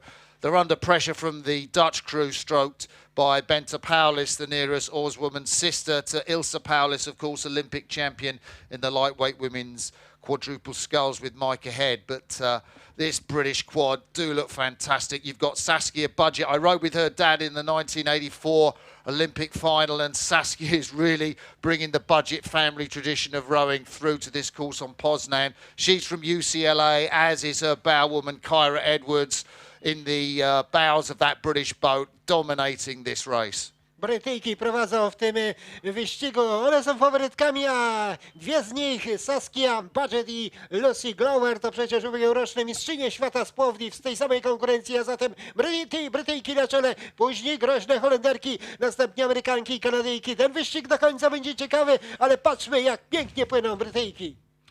Britain out in front. It's the Americans getting the better of that North American clash between them and Canada. I think they're moving through to challenge the Dutch, but no one's going to beat this British crew. Doesn't look like it, Martin. This British crew just looks so strong out in front. Lucy Glover holding them at 35, and they're the fastest boat on the water, still pulling away slightly from the Netherlands, who haven't really started for a strong sprint finish just yet. I think that they're going to have to start it pretty soon if they want to try and row through GB, and we haven't seen that stroke rate start to rise. Bente Paulis in the stroke seat there, sister of Ilse Paulis from the senior squad. We're going to need to see them really start motoring if they want to contend for the lead. Zażarta walka o zwycięstwo w tym biegu, z której zwycięsko wyjdą niemal na pewno Brytyjki. To jest ważne, bo tylko pierwsza osada eliminacji w tej konkurencji uzyskuje awans do finału A. So coming up to the line, I think GB are looking solid for the win here in this first heat of the women's quadruple sculls. They're holding a length up on the Netherlands, and they're coming across the line, and it is looking good for GB. They hold on to that one and only place through to the A final. The Netherlands take second, just under 2 lengths ahead of the USA, who have 3/4 of a length on Canada. Impressive stuff. The Netherlands put in a solid sprint finish there, but they'll be going through to the repechage. Brytyjki najlepsze utrzymały prowadzenie do ostatniego metra i to one cieszą się ze zwycięstwa i z awansu do bezpośredniego awansu do finału A, także one są już pewne tego, że powalczą o medale w tej konkurencji. Na drugim miejscu Holenderki, na trzecim Amerykanki, na czwartym reprezentantki Kanady i te osady czeka walka w dodatkowym wyścigu. So that was the first of the 2 heats. We're now moving on to the last race of the day. It's the second heat for the women's quadruple sculls. Another 4-boat lineup here. We've got the Czech Republic in lane 1, Germany in lane 2, Poland in lane 3, and Romania in lane 4. Drodzy Państwo, myślę, że na torze regatowym Malta zrobi się za moment głośno, bo w akcji druga polska osada tego dnia. Miejmy nadzieję, że nasze dziewczyny spiszą się tak samo jak panowie, którzy kilkanaście minut temu zapewnili sobie bezpośredni awans do półfinału swojej konkurencji, ale teraz nie o tym. Konkurencja, rywalizacja już się rozpoczęła. Na torze numer 1 reprezentantki Czech, na torze numer 2 reprezentantki Niemiec, na torze numer 3 biało-czerwone w składzie Izabela Gałek, Violetta Zmełty, Paulina Grzela i Katarzyna Boruch. Trzymamy kciuki, walczcie dziewczyny, dajcie z siebie wszystko i płyńcie po zwycięstwo. Dodam tylko, że na torze numer 4 reprezentantki Rumunii. So they're going through halfway now, and this is the last race of the day. So for the last time today, I'm going to leave you in the very supremely capable hands of Robert and Natalia. And through the halfway mark go Germany, a canvas clear of Romania. Many of these athletes last went head-to-head at the Junior World Championships last year, where that resulted in Romania ending up top dog ahead of Germany in the silver medal slot. And things are so tense. It's almost on the pull of the stroke as Germany and Romania swap the lead stroke by stroke. Those two crews really fighting it out as we enter the third quarter. Kto dołączy do Brytyjek w finale A? My mamy nadzieję, że będą to Polki, jednak w tej chwili do prowadzących Niemek dzieli je ponad 30-metrowa przewaga. W tej chwili na prowadzeniu Niemki, na torze drugim, na drugim miejscu Rumunia, jednak walka między tymi dwoma osadami jest bardzo zacięta. W tej chwili znowu Rumunia przed Niemcami, po chwili znowu Niemcy przed Rumunią. Kto finiszuje na pierwszym miejscu? Well, I suspect that Poland and the Czech Republic have already reckoned themselves to the repechage, but who is going to win this battle between Germany and Romania? Martin, all yours. It's a really punchy style that the Romanians have got on this near grandstand's side. The Germans in the centre have just got slightly longer stroke. I think they're a little bit under pressure at the moment. The rating 34, lower than the Romanians 36. And that's seen them through the first part of the race. But I think the aggressivity of the Romanians, they look very well drilled, just nicely off the back turn, all moving. And just as they move their bodies off the back, the boat surges forward. They're just getting a little more run out of the boat in this last part of the course than the Germans. And, well, it's Germany that go through just 10 centimetres ahead of the Romanians. I think if the Romanians can just keep loose and keep fluid, that momentum might take them through to Germany. Poland in third. Niemki minimalnie przed Rumunkami, ale to się wszystko może zmienić na tych ostatnich metrach. Polki Iza Gałek z Lokto Bydgoszczy, Violetta Zmelty oraz Kasia Boruch z AZS-u Gorzów oraz Paulina Grzela z BKW Bydgoszcz, Bydgoski Klub Wioślarek płyną na trzecim miejscu. Jeszcze sporo pracy przed tą osadą, jeszcze sporo wysiłku i trudu na treningach. Na razie na tym trzecim miejscu, oby udało się w repesażach, a tam o pierwsze miejsce walczą Niemki z Rumunkami. So it's the 22-year-old Melanie Geldner from Ruder Club Potsdam. She's in the stroke of the German quadruple against the 22-year-old Simona Gaten-Radis from the Romanian quad. Sorry, the 19-year-old Radis. Who's going to win this contest? Well, Romania have moved up in front, Martin. Radis has taken them up to 40 strokes a minute. Germany still at 37. I wonder if they're going to find another gear to go to here. But there's only a canvas separating these two as they come up towards the line. Only one goes straight through to the A final. Romania are really worried about it. So Radis takes them up another 2 pips. They go up to 42.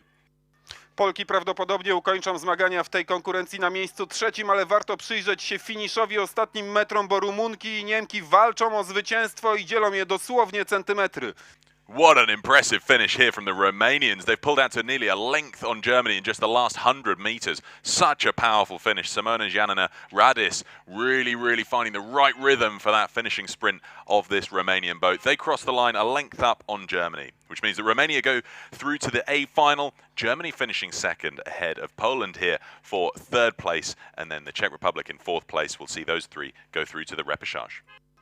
Ostatecznie górą reprezentantki Rumunii, które po fantastycznym finiszu cieszą się ze zwycięstwa i bezpośredniego awansu do finału A. Na drugim miejscu Niemcy, a na trzecim biało-czerwone Izabela Gałek, Violetta Zmelty, Paulina Grzela i Katarzyna Boruch. Nasze panie, podobnie jak Niemki i Czeszki, powalczą w repasażach o to, by w kolejnej fazie mistrzostw mieć szansę i liczyć się w walce o medale w tej konkurencji. Official results there up on the big screen then. A win to Romania in 6:38.34. They go straight through to the A final. Second place Germany, third place Poland, and fourth place the Czech Republic will go to the repechage.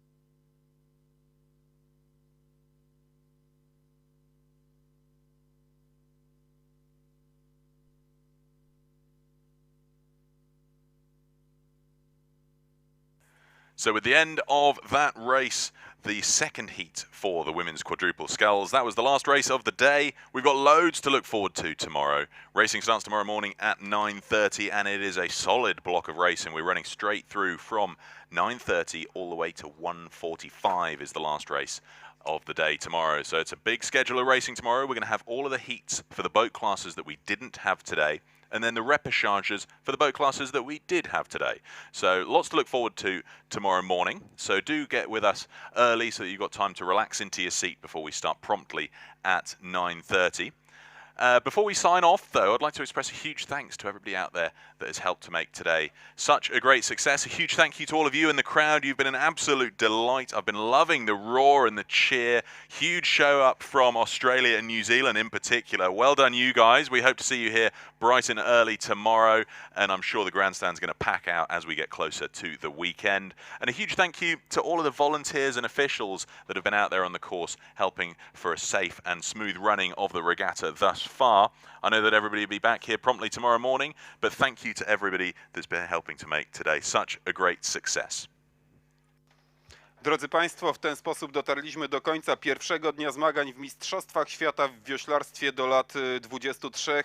Mam nadzieję, że emocji nie brakowało. Ten dzień przebiegł fantastycznie. Wszystko udało się przeprowadzić perfekcyjnie, także fantastyczny dzień za nami. Dziękujemy wszystkim, którzy wzięli w tym udział. Dziękujemy wszystkim, którzy pracują przy organizacji Mistrzostw Świata do lat 23, wolontariuszom, ekipom technicznym, sędziom, obsłudze medycznej, a także partnerom całego wydarzenia. Zapraszamy oczywiście na jutro od godziny 9:30. Pierwsze wyścigi potrwają one jutro do godziny 13:45. No i czeka nas kolejna sesja wyścigów eliminacyjnych, a także repasaże konkurencji, które rozegrano dzisiaj. Także warto pojawić się tutaj na torze regatowym Malta w Poznaniu, na tym fantastycznym obiekcie. Również jutro początek regat o godzinie 9:30, zakończenie o godzinie 13:45. Także czekamy na Państwa jutro.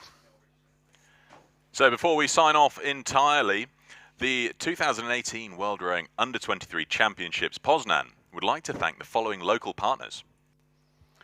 Pragniemy jeszcze podziękować naszym partnerom lokalnym zaangażowanym w organizację Mistrzostw Świata do lat 23 w wioślarstwie.